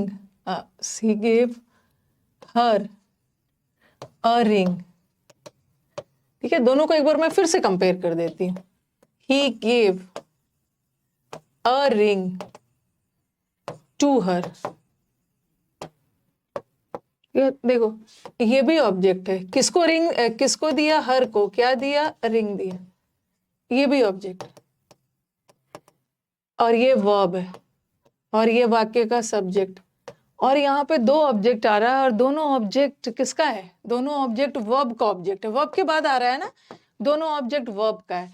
तो वर्ब के जो तुरंत बाद ऑब्जेक्ट आएगा उसको बोलते हैं, यहाँ पे लिख, उसको बोलते हैं, ये वाले ऑब्जेक्ट को बोलेंगे इनडायरेक्ट ऑब्जेक्ट। जो वर्ब के तुरंत बाद आएगा उसको डायरेक्ट मत बोलना, जो वर्ब से एकदम सटे हुए ऑब्जेक्ट होगा वो इनडायरेक्ट ऑब्जेक्ट होगा।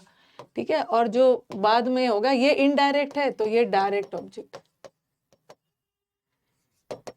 ये डाई ट्रांजिटिव वर्ब है। डाई ट्रांजिटिव वर्ब मतलब इस वर्ब के पास दो दो ऑब्जेक्ट है, एक इनडायरेक्ट पहला वाला, दूसरा वाला डायरेक्ट। ठीक है, और ये देखो यहां भी दो ऑब्जेक्ट है, लेकिन एक ऑब्जेक्ट वर्ब का है और दूसरा वाला ऑब्जेक्ट ना, दूसरा और एक ऑब्जेक्ट है, बट ये ऑब्जेक्ट वर्ब का नहीं है, ये प्रेपोजिशन का ऑब्जेक्ट। और जब भी एक वर्ब का आ गया, एक प्रेपोजिशन का आ गया, तो उसका पैसिव एक ही तरह से बनेगा, दो तरीके से नहीं बनेगा। तो एक ही तरह से बनेगा। रिंग ऑब्जेक्ट है, प्रेपोजिशन का ऑब्जेक्ट को मत लेना। तो इसका क्या होगा? A ring was given. देख लो एक मिनट। अ रिंग वॉज गिवन, कुछ बच्चों को लगेगा मैम ऐसा कर सकते, a ring was given by him to her, ऐसा लगा सकते हैं। और एक ऑप्शन आएगा, a ring was given to her by him. By him, दिमाग में ये भी क्वेश्चन आ सकता है कि ma'am a ring was given to her by him. हाँ, a ring was given by him to her, a ring was given to her. तो आप बोलोगे ना कि मैम ये वाला करेक्ट है, ये वाला रॉन्ग क्यों है? ऐसा नहीं बोलेंगे ना। एक रिंग दी गई, ठीक है, उसके द्वारा उसको। पहले तो बताना होगा ना, गिवन का भी ऑब्जेक्ट चाहिए, बताना होगा कि किसको दी गई है और किसके द्वारा। तो ये वाला सेंटेंस, ये सेंटेंस थोड़ा सा पढ़ने में ही रॉन्ग लग रहा है। A ring was given by him, एक रिंग दी गई है उसके द्वारा उसको। पहले तो आपको गिवन का ऑब्जेक्ट लाना होगा। गिवन का ऑब्जेक्ट मतलब रिंग वॉज गिवन किसको? हर को। गिवन का ऑब्जेक्ट लाइए, गिवन किया गया हर को, और बाय को लास्ट में लगा, बाय लास्ट में। अरे a ring was given to her by him, by को लास्ट में रखा जाता। चलो ये तो उतना दिक्कत नहीं है, इस यहाँ तो एक ही तरह से बनेगा। लेकिन यहाँ जब दो ऑब्जेक्ट आ गया तो उसका पैसिव भी दो तरीके से बनेगा। ठीक है, अब देख लेना आपके एग्जाम के ऑप्शन में कैसे क्या आया है। आप किसी को भी ले सकते हो, जैसे हर है, आप अगर इनडायरेक्ट ऑब्जेक्ट को लेते हो ना तो हर का कैसे बनेगा? शी, पास्ट है तो she was given a ring by him. एक तो ये भी बनेगा, ठीक है, एक ये बनेगा, और दूसरा क्या बनेगा? यहाँ पे मैंने हर को सब्जेक्ट बनाया तो शी लिखा। अगर मैं रिंग को सब्जेक्ट बनाती हूँ तो ऐसा भी हो सकता है, अ रिंग वॉज गिवन। ठीक है, हर को यूज करना है ना, a ring was given her नहीं होगा, गिवन के साथ टू लगता है, a ring was given to her by him. तो दोनों करेक्ट है। जब भी वाक्य में दो तरह का ऑब्जेक्ट आ गया तो उसका दो तरीके से पैसिव भी बन सकता है, दोनों करेक्ट है। डिफरेंस क्या है कि यहाँ आपने हर को सब्जेक्ट बनाया और यहाँ आपने रिंग को बनाया। ठीक है, she was given a ring by her, a ring was given to her, दोनों करेक्ट। दोनों करेक्ट है। लेकिन अगर एग्जाम में दोनों आ गया, सपोज बाकी सारा चीज सेम है, टेंस वगैरह में कोई फेरबदल नहीं किया है, वॉज गिवन सब सही है, लेकिन अगर एग्जाम में दोनों आ गया और दोनों में कोई डिफरेंस नहीं है, बस एक जगह शी को प्रायोरिटी दिया है और एक जगह रिंग को। अगर दोनों आ गया तो ऐसा केस में हम किसको प्राथमिकता देते हैं? हम उसको प्राथमिकता देते हैं ना जो वर्ब के नजदीक है। तो वर्ब के नजदीक हर है ना, तो हम शी वाले को प्रायोरिटी देंगे। ऐसा तब होगा ना जब वाक्य में अगर मतलब दोनों ऑप्शन आ गया और बाकी सारा चीज सेम है, ठीक है, बस शी और इसका डिफरेंस, तो वर्ब के नजदीक से इसको प्रायोरिटी देना है। लेकिन कभी कभी ऐसा भी होता है ना, ऐसा भी ऑप्शन दे देंगे। इसीलिए मैं बोलती हूँ ना, एक्टिव पैसिव जितना भी पढ़ लो, सारा खेल ऑप्शंस का ही होता है। अगर ऐसा आ गया, शी इज गिवन आ गया, she is given a ring by him, वैसे बाकी सारा चीज सेम हो, टेंस वगैरह में कोई छेड़छाड़ नहीं किया, कोई गलती नहीं की है, बस शी और रिंग का डिफरेंस है, तो जो वर्ब के नजदीक है उसको प्रायोरिटी देना, हर को, ठीक है। लेकिन अगर ऐसे आ गया, a ring was given to him to her by him, अगर दोनों आ गया तो आप बोलोगे कि मैम आपने तो बोला है कि जो वर्ब के नजदीक हो उसको प्रायोरिटी देना है, तो वर्ब के नजदीक तो हर है, तो यहाँ तो आपने शी को प्रायोरिटी दिया, बट यहाँ मैं नहीं दे सकती। बट यहाँ इन्होंने बहुत भयंकर गलती कर दी है। ठीक है, हमने शी को प्रायोरिटी दिया है, बट ये सेंटेंस पास्ट में जा रहा है ना, सिर्फ वर्ब के जो नजदीक है उसको प्रायोरिटी नहीं दे देना है, देखना है कि टेंस में भी कोई गड़बड़ी नहीं है। यहाँ तो सबसे इंपॉर्टेंस टेंस को देना है।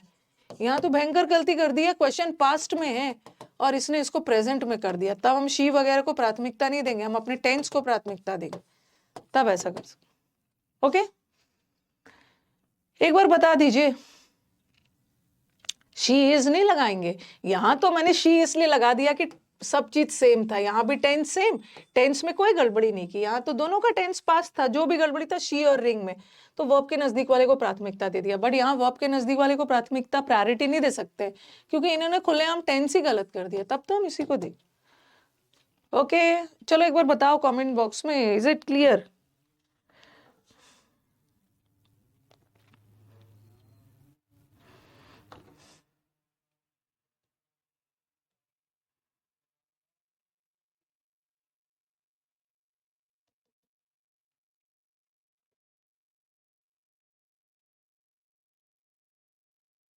रिंग वॉज गिवन हर नहीं होगा, उसको दी गई ना रिंग को, टू लगेगा।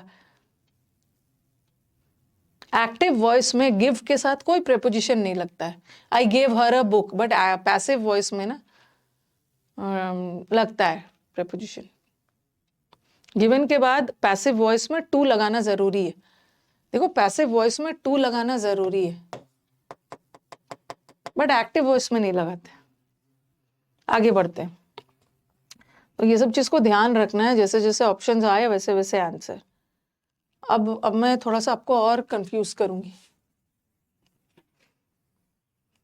देखो यहीं पे आपको याद होगा, जब मैंने आपको फर्स्ट डे सब्जेक्ट और ऑब्जेक्ट पढ़ा रही थी, उस समय बताया था कि इतना डिटेल में इसलिए पढ़ा रही हूँ कि जब एक्टिव पैसिव आएगा ना, सब्जेक्ट कॉम्प्लीमेंट ऑब्जेक्ट कॉम्प्लीमेंट, तब ये सब आपको हेल्प करेगा। जैसे मैंने लिखा, आई इलेक्टेड हिम मेयर, और ये देखो, और मैंने लिखा आई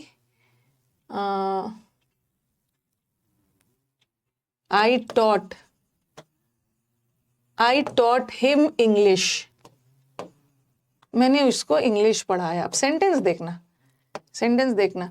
अब मेरे को बताओ कि ये हिम अलग व्यक्ति है और इंग्लिश अलग है। मैंने हिम को इंग्लिश पढ़ाया, मैंने किसको पढ़ाया? हिम को, हिम ऑब्जेक्ट है और हिम को ही मैंने इंग्लिश पढ़ाया। तो इस सेंटेंस में दो ऑब्जेक्ट आ गया, इस सेंटेंस में दो ऑब्जेक्ट आ रहा है और दोनों ऑब्जेक्ट वर्ब का है। दो ऑब्जेक्ट आ रहा है, अलग अलग है, क्योंकि हिम एक अलग व्यक्ति है और इंग्लिश अलग है। लेकिन यहाँ भी बच्चा सोचेगा कि मैम यहाँ भी तो एक ऑब्जेक्ट ये है, मैंने हिम को मेयर इलेक्ट किया, ये ऑब्जेक्ट ये है। यहाँ पे तो दो अलग अलग ऑब्जेक्ट आया, क्योंकि हिम कभी इंग्लिश नहीं हो सकता और इंग्लिश कभी हिम नहीं हो सकता है। हिम एक पर्सन है और इंग्लिश एक नॉन लिविंग थिंग है। तो बच्चा क्या सोचेगा कि यहाँ भी तो दो ऑब्जेक्ट है, तो इसका भी तो पैसिव दो तरीके से बनेगा। नहीं, इनफैक्ट ये ऑब्जेक्ट है ही नहीं, ये ऑब्जेक्ट कॉम्प्लीमेंट है। आपको याद होगा, मैंने हिम को मेयर बनाया, ठीक है, मैंने हिम को मेयर के रूप में इलेक्ट किया, तो इसका मतलब है कि हिम ही तो वो मेयर है। जैसे आई इलेक्टेड हिम प्रेसिडेंट, मैंने हिम को ही तो प्रेसिडेंट बनाया, मैंने हिम को ही तो लीडर बनाया, मैंने हिम को ही तो क्लास का मॉनिटर बनाया। तो यहाँ तो 2 ऑब्जेक्ट था, बट यहाँ 2 ऑब्जेक्ट नहीं है। ऑब्जेक्ट तो ये है, ये ऑब्जेक्ट के बारे में, हिम के बारे में अतिरिक्त जानकारी दी जा रही है, तो ये ऑब्जेक्ट कॉम्प्लीमेंट है। ठीक है, ठीक है, ये ऑब्जेक्ट कॉम्प्लीमेंट है। तो ऊपर वाले का 2 तरह से पैसिव नहीं बनेगा। 2 तरह से पैसिव तब बनता है ना जब 2 ऑब्जेक्ट आ जाता है, बट यहाँ तो एक ही ऑब्जेक्ट है, ये तो ऑब्जेक्ट कॉम्प्लीमेंट है। अब कुछ बच्चे बोलेंगे मैम ऑब्जेक्ट कॉम्प्लीमेंट क्या होता है? ऑब्जेक्ट के बारे में अतिरिक्त जानकारी देने वाले वर्ड्स ऑब्जेक्ट कॉम्प्लीमेंट होते हैं। तो इसका ऐसे बनेगा, तो कंफ्यूज मत होना। इसका हिम का ही बन जाएगा, ही पास्ट है तो वॉज, ही वॉज इलेक्टेड। क्या क्या इलेक्ट किया गया? मेयर। किसके द्वारा इलेक्टेड? मतलब उसको बताना होगा ना क्या के रूप में इलेक्ट किया गया? मेयर के रूप में। किसके द्वारा? मेरे द्वारा। तो इसका एक ही तरह से पैसिव बनेगा, क्योंकि एक ही ऑब्जेक्ट है, बट नीचे वाला में तो 2 ऑब्जेक्ट है। हिम अलग है, इंग्लिश अलग है, बट यहाँ तो हिम ही तो वो मेयर है, तो यहाँ 2 लिख सकते हो। हिम को पहले लेते हो तो he was taught English by me, मेरे द्वारा उसको इंग्लिश पढ़ाया, ये भी सही है। या इंग्लिश को बनाते हो, इंग्लिश वॉज टॉट, टॉट के साथ टू लगाया, आपको दिया गया, आपको पढ़ाया गया, तो प्रेपोजिशन लगाओगे। English was taught to him by me, taught के साथ भी टू लगेगा, by him. English was taught him नहीं होगा, English was taught to him, उसको पढ़ाया गया बाय मी। तो यहाँ तो 2 तरीके से बना। ठीक है, अब देखो, अगर बाकी सब तो सेम है, टेंस वगैरह में तो कोई गड़बड़ी नहीं है। अगर ऐसा आ गया तो प्रायोरिटी किसको दोगे? ऐसे तो दोनों करेक्ट है, बट एग्जाम में दोनों आ गया और कोई टेंस वगैरह में कोई चेंजेस नहीं है, सिर्फ ही और इंग्लिश का, तो देख लेना जो वर्ब के नजदीक हो। वर्ब के नजदीक इनडायरेक्ट है, इनडायरेक्ट ऑब्जेक्ट को प्रायोरिटी दे दे, अगर ऐसा आ गया। ठीक है, आगे बढ़े। आप अब जब पूरा वॉइस पढ़ लोगे ना तो आप खुद बोलोगे मैम इतना कॉन्सेप्ट्स तो हमने सीखा, पर अल्टीमेटली तो जैसा ऑप्शन वैसा आंसर।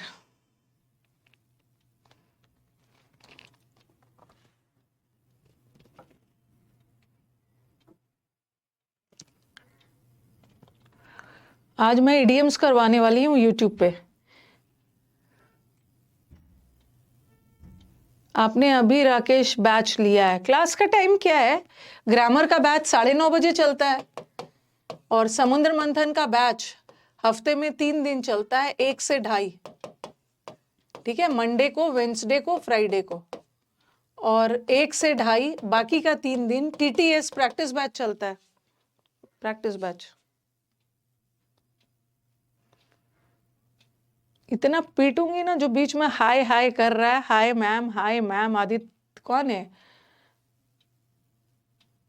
श्रीअप मंडल। मैम को हाय हाय किया जाता है, मैं आपकी कोई फ्रेंड थोड़ी हूँ। Hi ma'am, hello ma'am, hi guys, ऐसे ऐसे थोड़ी करना है। आप अच्छे से बोलो good morning ma'am, hi hello करने नहीं आए हो यहाँ पे। ठीक है, good morning ma'am, good afternoon ma'am, hi hello नहीं करना है। This is a formal class, तो you have to maintain some decorum, कुछ डेकोरम, बेसिक एटिकेट्स क्लास में रखना है। आपको क्या मैं हाय गाइस वाली टीचर लग रही हूँ? हाय हेलो करेंगे मैम खुश हो जाएगी। गुड मॉर्निंग, गुड आफ्टरनून, नमस्ते, ऐसा ऐसा टाइप से करना है। Hi ma'am. ठीक है, तो चलो आगे बढ़ते हैं। कभी कभी सेंटेंस में 2 ऑब्जेक्ट आ गया तो उसका पैसिव भी 2 तरीके से बनता है। ठीक है, यहाँ पे मैंने ना जो चीज़ यहाँ पे लिखा हुआ है ना, ठीक है, वही चीज़ आपको ये सब अपने से लिख लिख के पढ़ा रही हूँ ताकि आपको एकदम ऑफलाइन वाली फीलिंग आए। ये जो यहाँ पे लिखा हुआ है ना कि फ्यूचर कंटिन्यूअस का कोई पैसिव नहीं बनता है, ये मैंने एक टेबल बना के करवा दिया। ऐसे लिखोगे तो आपको नहीं समझ में आता। ठीक है, यहीं पे सेंटेंस डाल दिया, I shall complete the work, the work will be completed, they will, तो यही सब मैंने टेबल बना के लिखवा दिया आपको। ओके, ये मत सोचना कि मैम ने तो उड़ा दिया, इजी करके पढ़ा दिया आपको उसको। और फ्यूचर परफेक्ट टेंस है, ओके। और ये देखो इन सेंटेंसेस, जहाँ पे सेंटेंस है, जहाँ पे दो ऑब्जेक्ट आ गया तो उसका पैसिव भी दो तरीके से बनेगा। देखो यहाँ पे एक टीच अस है और एक ग्रामर है, ठीक है। तो दो तरीके से पैसिव बनेगा। अगर आप अस को लेते हो, अस का वी बनेगा ना, we are taught grammar by her, ये भी सही है। अगर ग्रामर को लेते हो तो ग्रामर इज, ग्रामर सिंगुलर है ना तो इज लगाना, और वी प्लूरल है तो आर लगाना, दोनों सही है, दोनों सही है। पैसिव बना, अगर दोनों आ गया तो प्राथमिकता देना जो वर्ब के नजदीक है अस, इसको। वैसे तो दोनों सही।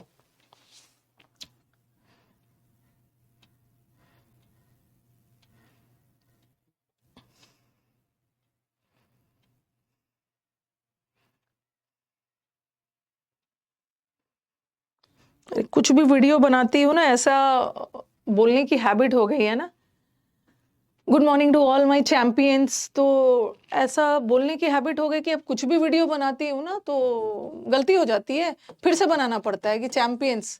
कुछ भी वीडियो बनाती हूँ तो उसमें भी चैंपियंस बोल देती हूँ। Good morning to all my students, good morning to all my champions, ये हैबिट बन गई है। नॉर्मल वीडियोस में भी यही सब होता है।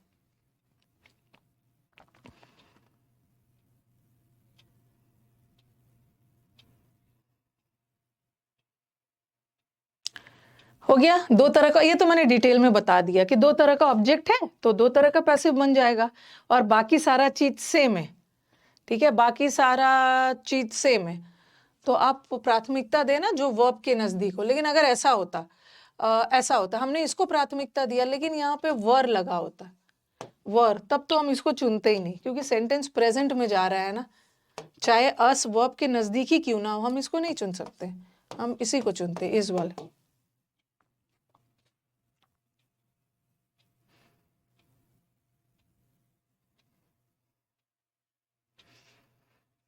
ओके, अगेन ये देखो यहाँ पे सेंटेंस देखना, इस सेंटेंस में भी शी क्या है, सब्जेक्ट है, ये लिख सकते हो सब्जेक्ट है, और विल टेल क्या है, वर्ब है। और इस सेंटेंस में दो ऑब्जेक्ट है, ये कि ये ऑब्जेक्ट है और एक ट्रूथ ऑब्जेक्ट है। अब बोलोगे मैम ट्रूथ को ऑब्जेक्ट कॉम्प्लीमेंट नहीं मान सकते, नहीं मान सकते, क्योंकि अस अलग है और ट्रूथ अलग है, दो अलग अलग चीज है ना।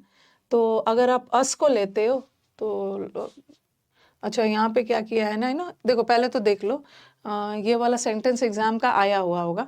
वैसे इस सेंटेंस का ना, ये छोड़ दो, इस सेंटेंस का पैसिव मैं दो तरीके से बनाती हूँ, ठीक है। एक तरीके से क्या, अस वाला लेती हूँ तो क्या होगा, वी, अच्छा, एक मिनट एक मिनट एक मिनट, यहाँ पे ना,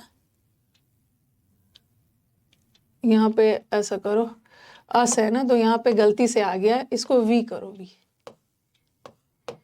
वी कर दो, आई मत करो, वी, वी करो, ठीक है। पहले तो मैं इस सेंटेंस को, she will tell us the truth, इसका दो तरह से पैसिव बना के दिखाती हूँ, अभी लिखो मत, शी विल टेल, यहाँ पे लिखो she will tell us the truth. तो इस सेंटेंस में दो ऑब्जेक्ट आ गया, अस अलग है और ट्रूथ अलग, ठीक है, दो तरह से। तो इसका अगर हम अस को लेते हैं तो वहां गलती से आई हो गया था, वी लिखना, वी, ठीक है, वी। अब मुझे बताओ, we will be told the truth, we will be told the truth by her, एक ऑप्शन ये भी आएगा और एक ऑप्शन आएगा वी शैल बी। बाकी मॉडल वर्ब्स नहीं बदलता है, बस थोड़ा सा विल और शैल बदलता है। फर्स्ट पर्सन के साथ शैल लगाना, थर्ड और सेकंड पर्सन के साथ विल लगाना, we shall be told the truth by her. अब मुझे बताओ कौन सा करेक्ट है। अब बोलोगे कि मैम क्वेश्चन में तो विल आया है ना, क्वेश्चन में तो विल आया है तो क्या हम भी विल वाला लगा दे, हम भी विल वाला लगा दे, नहीं, क्योंकि क्वेश्चन में विल आया क्योंकि शीत है, शीत थर्ड पर्सन है, थर्ड पर्सन के साथ तो विल आता ही है। बट अब तो हम अभी ऑब्जेक्ट ना अस को बना रहे हैं, तो अस में वी बना रहे हैं, और वी तो फर्स्ट पर्सन है ना, फर्स्ट पर्सन के साथ तो शैल लगाएंगे, शैल शैल लगाएंगे, शैल, ठीक है। हाँ, विल मत लगाना, क्योंकि शी तो थर्ड पर्सन है, थर्ड पर्सन के साथ तो विल लगेगा ही, बट अभी हमने अस लिया है, अस तो फर्स्ट पर्सन है, तो फर्स्ट पर्सन के साथ शैल। ये तो मैंने एक तरीके से बनाया, मैंने इससे बनाया, लेकिन अगर मेरे को ट्रूथ से बनाना होता, ठीक है, ट्रूथ से बनाने ऑप्शन में ये था, अगर मुझे ट्रूथ से बनाना होता ना तो मैं क्या लगाती, the truth will be told to us by her, और दूसरा the truth shall be told to us by her. अब बताओ अब क्या होगा, अब मैंने ट्रूथ को सब्जेक्ट बनाया, और ट्रूथ तो थर्ड पर्सन है ना, और थर्ड पर्सन के साथ हम शैल थोड़ी लगाएंगे, हमने वी को लिया था इसलिए शैल लगाया, थर्ड पर्सन के तब ये दो तरह से पैसिव बन सकता है। देख लेना आपके ऑप्शन में क्या आया है।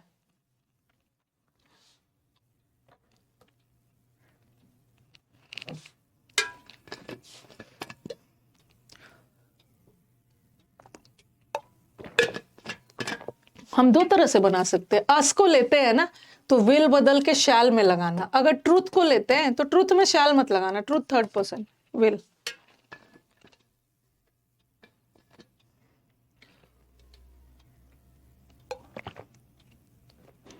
यहाँ पे कोई भी प्रेपोजिशन नहीं है, तो यहाँ जो दोनों ऑब्जेक्ट आया है वो वर्ब का है, और इसलिए इसका पैसिव दो तरीके से बनेगा।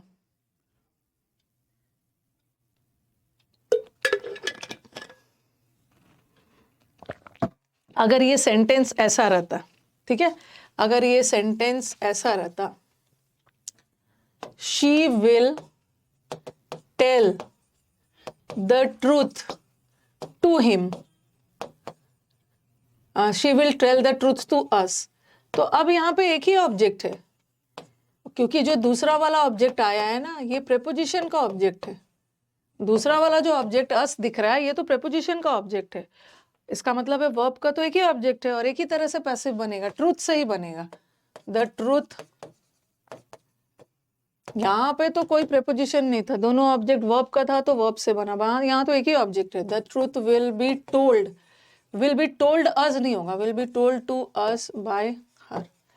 तो एक बार मुझे बताओ, मैं आपका कमेंट्स देखते जा रही हूँ,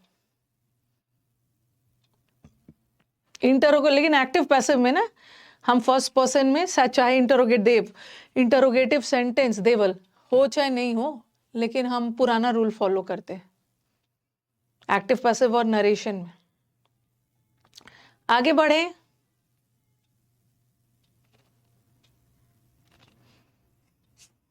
कंफ्यूज मत होइएगा।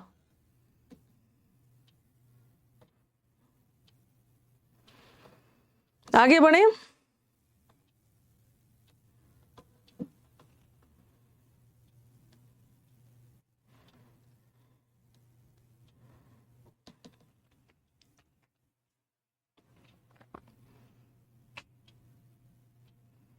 The truth will be told to us by her, truth तो थर्ड पर्सन है, थर्ड पर्सन के साथ शैल थोड़ी लगाओ, वी रहता तो शैल लगा देते।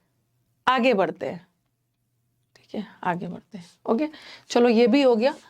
हाँ ओके, पहले हमने, आप देख रहे हो स्टेप बाय स्टेप, हमने पहले वॉइस चैप्टर में पढ़ा कि कैसे पता करेंगे कि कौन सा सेंटेंस एक्टिव है और कौन सा सेंटेंस पैसिव, और बहुत सारे तरीका पढ़ा कि इज एम आर के बिना भी सेंटेंस पैसिव हो सकता है, तो उसको एरर मत मानना।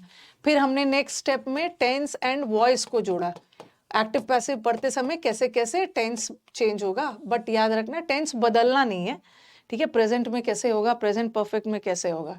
और कभी कभी हमारे सेंटेंस में दो ऑब्जेक्ट आ जाता है ना, दो ऑब्जेक्ट आ गया तो उसका पैसिव भी दो तरीके से बनेगा, लेकिन कभी कभी सेंटेंस में एक वर्ब का ऑब्जेक्ट आ जाता है और एक प्रेपोजिशन का ऑब्जेक्ट आ जाता है, प्रेपोजिशन के ऑब्जेक्ट से नहीं बनाना है, वर्ब के ऑब्जेक्ट से बनाना है। और कभी कभी ना सेंटेंस में दो ऑब्जेक्ट आता है तो आप दो तरह से बनाते हो, बट आप कभी कभी क्या करते हो कि कभी कभी सेंटेंस में जो दूसरा वाला ऑब्जेक्ट होता है वो ऑब्जेक्ट ना होके ऑब्जेक्ट कॉम्प्लीमेंट होता है, तो ऑब्जेक्ट कॉम्प्लीमेंट से पैसिव थोड़ी बनेगा, इसका मतलब है वहां एक ही ऑब्जेक्ट है, एक ही तरह से बनेगा। ओके, टॉट वर्ड है ना, देखो आई जैसे टॉट वर्ड है, आई टॉट हिम इंग्लिश, मैंने उसको इंग्लिश पढ़ाया, तो ये तो एक्टिव वॉइस है ना। एक्टिव वॉइस में टॉट के साथ टू मत लगाना, बट पैसिव में लगेगा। ही वॉज, अगर इंग्लिश को लेते हैं, इंग्लिश वॉज टॉट, ऐसा आप बोल के ही देखो ना, इंग्लिश वॉज टॉट मी, ये सही लग रहा है? English was taught me, English मेरे को पढ़ाया गया, ठीक है, मैं इंग्लिश नहीं हूं, कोई सब्जेक्ट को मेरे English was taught to me too. अब बुक वॉज गिवन मी नहीं है, मेरे को कोई चीज दिया गया किसी और के द्वारा। First person, second person, third person आपको पढ़ा दिया है ना मैम। ये first person, second person, third person में कंफ्यूजन है। फर्स्ट पर्सन में आई और वी आता है, जो बोल रहा है वो फर्स्ट पर्सन है, ठीक है, और सेकंड पर्सन में यू आता है, थर्ड पर्सन में ही, शी, दे, वो सब आता है।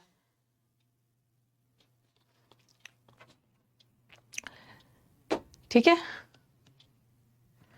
एक्टिव में टीच भी हो सकता है, एक्टिव में टॉट भी हो सकता है, क्योंकि ये जो टॉट है ना अरे ये टॉट V2 भी होता है, V3 भी होता है, ठीक है। टीच, टीच का कभी भी मत समझ लेना, टीच का पास्ट टेंस टीच्ड होता है, टीच्ड नहीं, कोई वर्ड ही नहीं होता है, टॉट होता है, टॉट होता है। ये V2 भी वही है और V3 भी वही है, तो मैंने ऐसा लिखा ना, आई टॉट इंग्लिश, ठीक है। तो यहाँ टॉट V2 है, बट हमें V3 लाना है, तो इसका क्या करूंगी, English is taught, English is taught by me. तो यहाँ जो टॉट है ये V3 था, और यहाँ जो टॉट है ये तो V2 था। ओके, अब आपके दिमाग में आ रहा होगा, मैम अभी तो आपने बोला ना, अभी तो बोला कि टॉट के साथ टू लगता है, टॉट के साथ टू लगता है, और आपने बाय लगा दिया, बट ध्यान रखना है ना, टॉट टू किसी को पढ़ाया जा रहा है तो टॉट टू लगाना, आई टॉट टू हिम, ठीक है, ही वॉज टॉट, जब किसी को पढ़ा रहे हैं तो तब टू लगाना, बट किसी के द्वारा पढ़ाया जा रहा है तब बाय लगाना, टॉट बाय मी।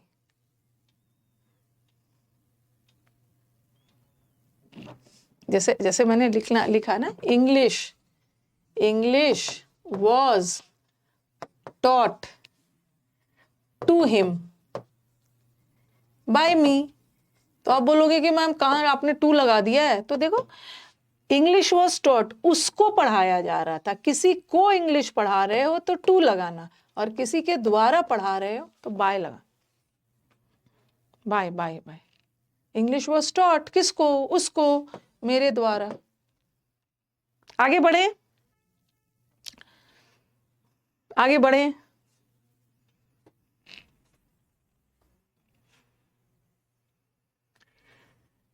एक्टिव से पैसिव बनाते समय हम हर जगह मैक्सिमम समय बाय बाय लगा रहे थे ना।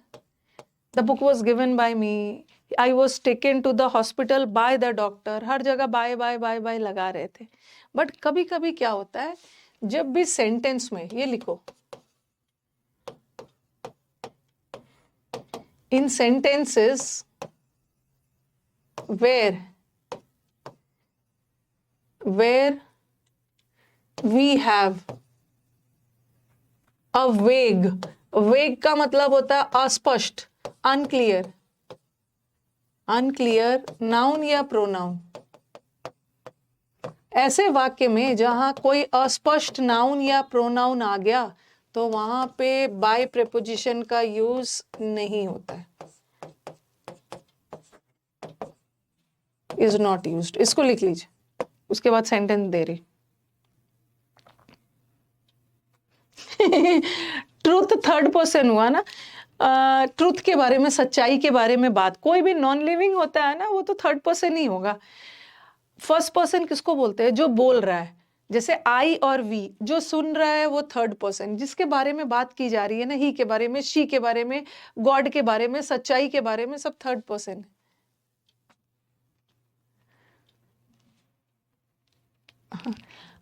जहां पे कोई वेग नाउन या प्रोनाउन आ गया वहां पे अब आपके दिमाग में आएगा ये वेग क्या होता है।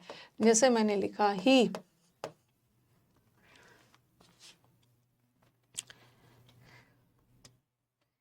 he cut the telephone wires, ठीक है। और फिर मैंने लिखा somebody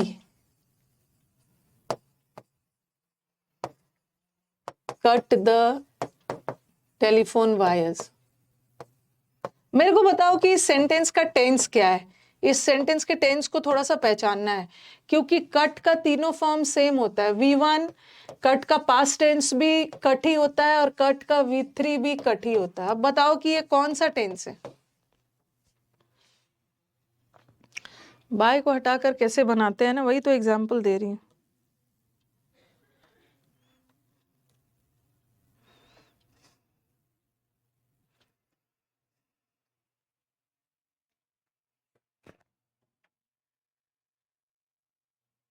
आई वी यू को छोड़कर सब थर्ड पर्सन है, मेरी यू को सेकंड पर्सन में डालना है ना। हम आस्था, आप एकदम परेशान मत होइए, कल हम इंटरोगेटिव सेंटेंस भी करेंगे। अरे आज तो टाइम हो गया, इंटरोगेटिव सेंटेंस कल ही करेंगे। कौन सा टेंस है? पास्ट टेंस है। अब आप बोलोगे मैम आपको कैसे पता चल गया कि ये पास्ट टेंस है? क्योंकि अगर प्रेजेंट टेंस रहता ना तो ही सिंगुलर है, ही के साथ कट्स रहता, कट्स, ठीक है। प्रेजेंट टेंस में ही के साथ कट्स रहता, पास्ट टेंस में तो ही के साथ भी कट और दे के साथ भी कट। तो सेंटेंस पास्ट टेंस में somebody भी सिंगुलर होता, अगर प्रेजेंट टेंस रहता तो ये कट्स होता है। तो दोनों पास्ट है, दोनों पास्ट टेंस है, ठीक है। तो अब देखो यहाँ पे ही क्या है? प्रोनाउन है, नाउन के बदले आया है प्रोनाउन। और somebody मतलब किसी ने टेलीग्राफ वायर, टेलीफोन वायर को काट दिया, तो ये भी तो प्रोनाउन। दोनों प्रोनाउन, दोनों प्रोनाउन है, बट दोनों में डिफरेंस देख रहे हो? डिफरेंस क्या है? मैंने ही में निश्चित पता चल रहा है, ही में क्लियर पता चल रहा है किसने काटा, ही ने। बट यहाँ तो किसी ने काट दिया। तो जब भी सेंटेंस में कोई अस्पष्ट नाउन या प्रोनाउन आ गया तो उस केस में बाय नहीं लगाते हैं। बट ऊपर वाले में तो क्लियर है ही, तो यहाँ तो बाय लगाएंगे। यहाँ हम पैसिव कैसे बनाएंगे? द टेलीफोन वायर्स, और टेलीफोन वायर्स पास्ट टेंस है और टेलीफोन वायर्स प्लूरल है, तो वर लगाएंगे। और कट का थर्ड फॉर्म भी कट ही होता है। और यहाँ पे बाय हिम लगाएंगे। यहाँ पे हम बाय को नहीं हटाएंगे, हम बाय को तब हटाते हैं ना जब कोई अस्पष्ट नाउन या प्रोनाउन दिख गया, ठीक है। हाँ, अब नीचे वाला को देखो, somebody cut the telephone wires। तो इसमें हम क्या लगाएंगे? इसमें सिर्फ लगा देंगे द टेलीफोन, ऊपर लिख रही हूँ, ठीक है। somebody में तो क्लियर नहीं हो रहा है ना, somebody भी प्रोनाउन है बट वेग है, किसी ने काटा, कोई भी हो सकता है, ही शी दे कोई भी हो सकता है। तो यहाँ पे, यहाँ इसका क्या बनेगा? The telephone wires were cut. एक जगह ये लगाएंगे बाय somebody, ध्यान से बात को, इसको कंप्लीट कर लेने दो मुझे। और एक ऑप्शन में आएगा the telephone wires were cut. अगर दोनों ऑप्शन में आ गया, मैं नेक्स्ट वाले का बता रही, ठीक है। अगर दोनों ऑप्शन में आ गया तो हमें किसको देना है प्रायोरिटी, किसको देना है? दोनों ऑप्शन में आ गया, क्योंकि जब भी सेंटेंस में कोई अस्पष्ट नाउन या प्रोनाउन आ गया तो उस केस में हम बाय नहीं लगाते, और बाय नहीं लगाते हैं तो ये भी नहीं होगा। Answer is this, answer is this, okay, by somebody। लेकिन कभी कभी ऐसे तो अगर दोनों आ गया, बाकी सारा चीज तो सेम है, यहाँ पे बाय somebody लिखा है, ठीक है, यहाँ पे बाय somebody लिखा है, लेकिन हाँ, लेकिन डिटेल में बता रही हूँ, ठीक है। ये बाय somebody वेग होता है तो वेग वाले में तो नहीं लगाना, ये सही है। लेकिन कभी कभी मैंने देखा है, ठीक है, कभी कभी ऑप्शंस में क्या किया है ना, इन्होंने चारों ऑप्शन में बाय somebody लगाया है, ठीक है। वैसे तो बाय somebody वेग है, नहीं लगाते, बट कई बार एग्जाम्स में ऐसा ऑप्शंस भी आ जाता है ना जहाँ चारों ऑप्शन में बाय somebody लगा हुआ है, चारों में बाय somebody अगर चारों ऑप्शन में लगा है तो उस केस में हम क्या करेंगे? हम मान के चलेंगे बाय somebody, एरर किसी टेंस वेंस का कुछ एरर कर देंगे, उसी अकॉर्डिंग हमें चुनना है। अगर चारों ऑप्शन में बाय somebody माना है तो आपको भी बाय somebody मान के चलना है, ठीक है। लेकिन कभी कभी ऐसा भी होता है कि एक में नहीं है, एक में है और बाकी सारा चीज सेम है, तो उस केस में आप इसको मानो। इसको मानोगे। एक और लिख देती हूँ, उसके बाद खत्म करती हूँ। अब मैंने लिखा people speak English all over the world. इसको मुझे कंप्लीट करवा लेने दो, कल मैं अलग अलग सेंटेंसेस शुरू करवाऊंगी। इंटरोगेटिव सेंटेंस, इंपेरेटिव, वो सब अलग अलग करें। People speak English all over the world, ये ओवर प्रेपोजिशन है और ये प्रेपोजिशन का ऑब्जेक्ट है। मेन ऑब्जेक्ट तो ये है। एक ऑप्शन में देंगे पीपल, लोग इंग्लिश बोलते हैं, और लोग में कोई भी आ सकता है, ही भी आ सकते हैं, शी भी आ सकते हैं। तो नो डाउट यहाँ पे जो पीपल है नाउन है, और नाउन में भी क्लियर नहीं है, अनक्लियर है। जैसे ऐसा रहता है ना, राम स्पीक्स इंग्लिश, तो English is spoken by Ram. The teacher speaks English, English is spoken by the teacher. निश्चित बता रहे, बट लोग इंग्लिश बोलते हैं, कोई भी लोग हो सकते हैं। तो ये तो नाउन है, बट कोई भी हो सकता है, क्लियर नहीं बता रहा है। अगर ही रहता, ही स्पीक्स इंग्लिश, तो English is spoken by him. और यहाँ पे पीपल आ गया, तो इसका ऑप्शन ऐसे देंगे, English is spoken all over the world. Time हो गया है ना, English is spoken all over the world. और एक ऑप्शन में आ गया, English is spoken all over the world by the people. By people किसको दोगे? हाँ, जब क्योंकि पीपल वेग है, अस्पष्ट नाउन है, तो अस्पष्ट नाउन या प्रोनाउन में बाय मत लगाना। तो answer is this, answer is this. वो हमेशा ऑप्शन में क्लियर कर देंगे, पास्ट ले जा रहे हैं सेंटेंस को प्रेजेंट, क्योंकि आपके दिमाग में आ रहा होगा कि यू के साथ तो प्रेजेंट में भी कट हो सकता है, पास्ट में। वो क्लियर कर देंगे, उसका टेंशन मत लेना, उतना वेग नहीं रखेंगे। तो इतना दूर क्लियर है? एक बार मुझे बताइए। ऑप्शन से आपको क्लियर कर देंगे। English is spoken all over the world, English को पूरे दुनिया में बोली जाती है, अंडरस्टूड है कि लोगों के द्वारा। ठीक है, सेंटेंस देखकर आपको पता चल जाएगा, उतना टेंशन मत लेना। ओके, एक एग्जाम्पल और कर लेते हैं। एक एग्जाम्पल, ये भी बहुत बार एग्जाम में आया है। One should keep once promises. One should keep once promises. यहाँ वन का मतलब क्या है? वन का दो मतलब होता है। एक वन का मतलब एक होता है, और एक वन का मतलब होता है हर एक, एवरीबडी। तो यहाँ पर एक एडवाइस दिया जा रहा है, हर किसी को अपना वादा निभाना चाहिए, जो भी वादा किया उसको पूरा करना चाहिए, सिर्फ एक को नहीं। तो यहाँ वन का मतलब निकल रहा है एवरीबडी, और एवरीबडी भी कोई भी हो सकता है, अस्पष्ट है, सबके लिए बोला जा रहा है। ठीक है, तो यहाँ पे क्या होगा? अगर वन को यूज नहीं करेंगे, हम इसको सिर्फ बनाएंगे promises should be kept. Modal verb है ना, मॉडल वर्ब के साथ बी लगा के थर्ड। अब आप बोलोगे कि मैम वंस क्यों नहीं रखा? क्योंकि अब मैं वन का यूज नहीं कर रही हूं ना। Promises should be kept by one, one का मतलब एवरीबडी है। जब मैं वन को यूज नहीं कर रही हूं, तो मैं वंस को भी नहीं करूंगी, वंस को भी नहीं करूंगी। ठीक है, कभी कभी ऐसा भी डाल देते हैं, वंस लगा देते हैं, वंस प्रोमिसेस। देख लेना ऑप्शन में क्या है, one's promises should be kept. कई बार ना एसएससी के दिमाग का कोई ठिकाना नहीं है। ये भी सही है, बाय वन मत लगाना, one's promises should be kept by one मत। ऐसे तो ये सही है, लेकिन अगर वंस भी लगा दिया तो कोई दिक्कत नहीं है, बगल में बाय वन मत लगाना। चलो यहीं पे एंड करती हूँ। ठीक है, अभी ब्रेकफास्ट है, फिर यूट्यूब क्लास है, फिर आज आपका प्रैक्टिस बैच है। ठीक है, कल मैं अलग अलग सेंटेंसेस करवाऊंगी आपको। इंटरोगेटिव सेंटेंस का एक्टिव पैसिव कैसे बनाते हैं, इन्फिनिटिव वाले का कैसे बनाते हैं, यूनिवर्सल ट्रूथ का कैसे बनाते हैं, इंपेरेटिव का कैसे बनाते हैं। ओके, चलो, थैंक यू एवरीवन। एंड कर दे रही हूँ। प्रोमिसेस शुड बी कीप नहीं होगा, केप्ट।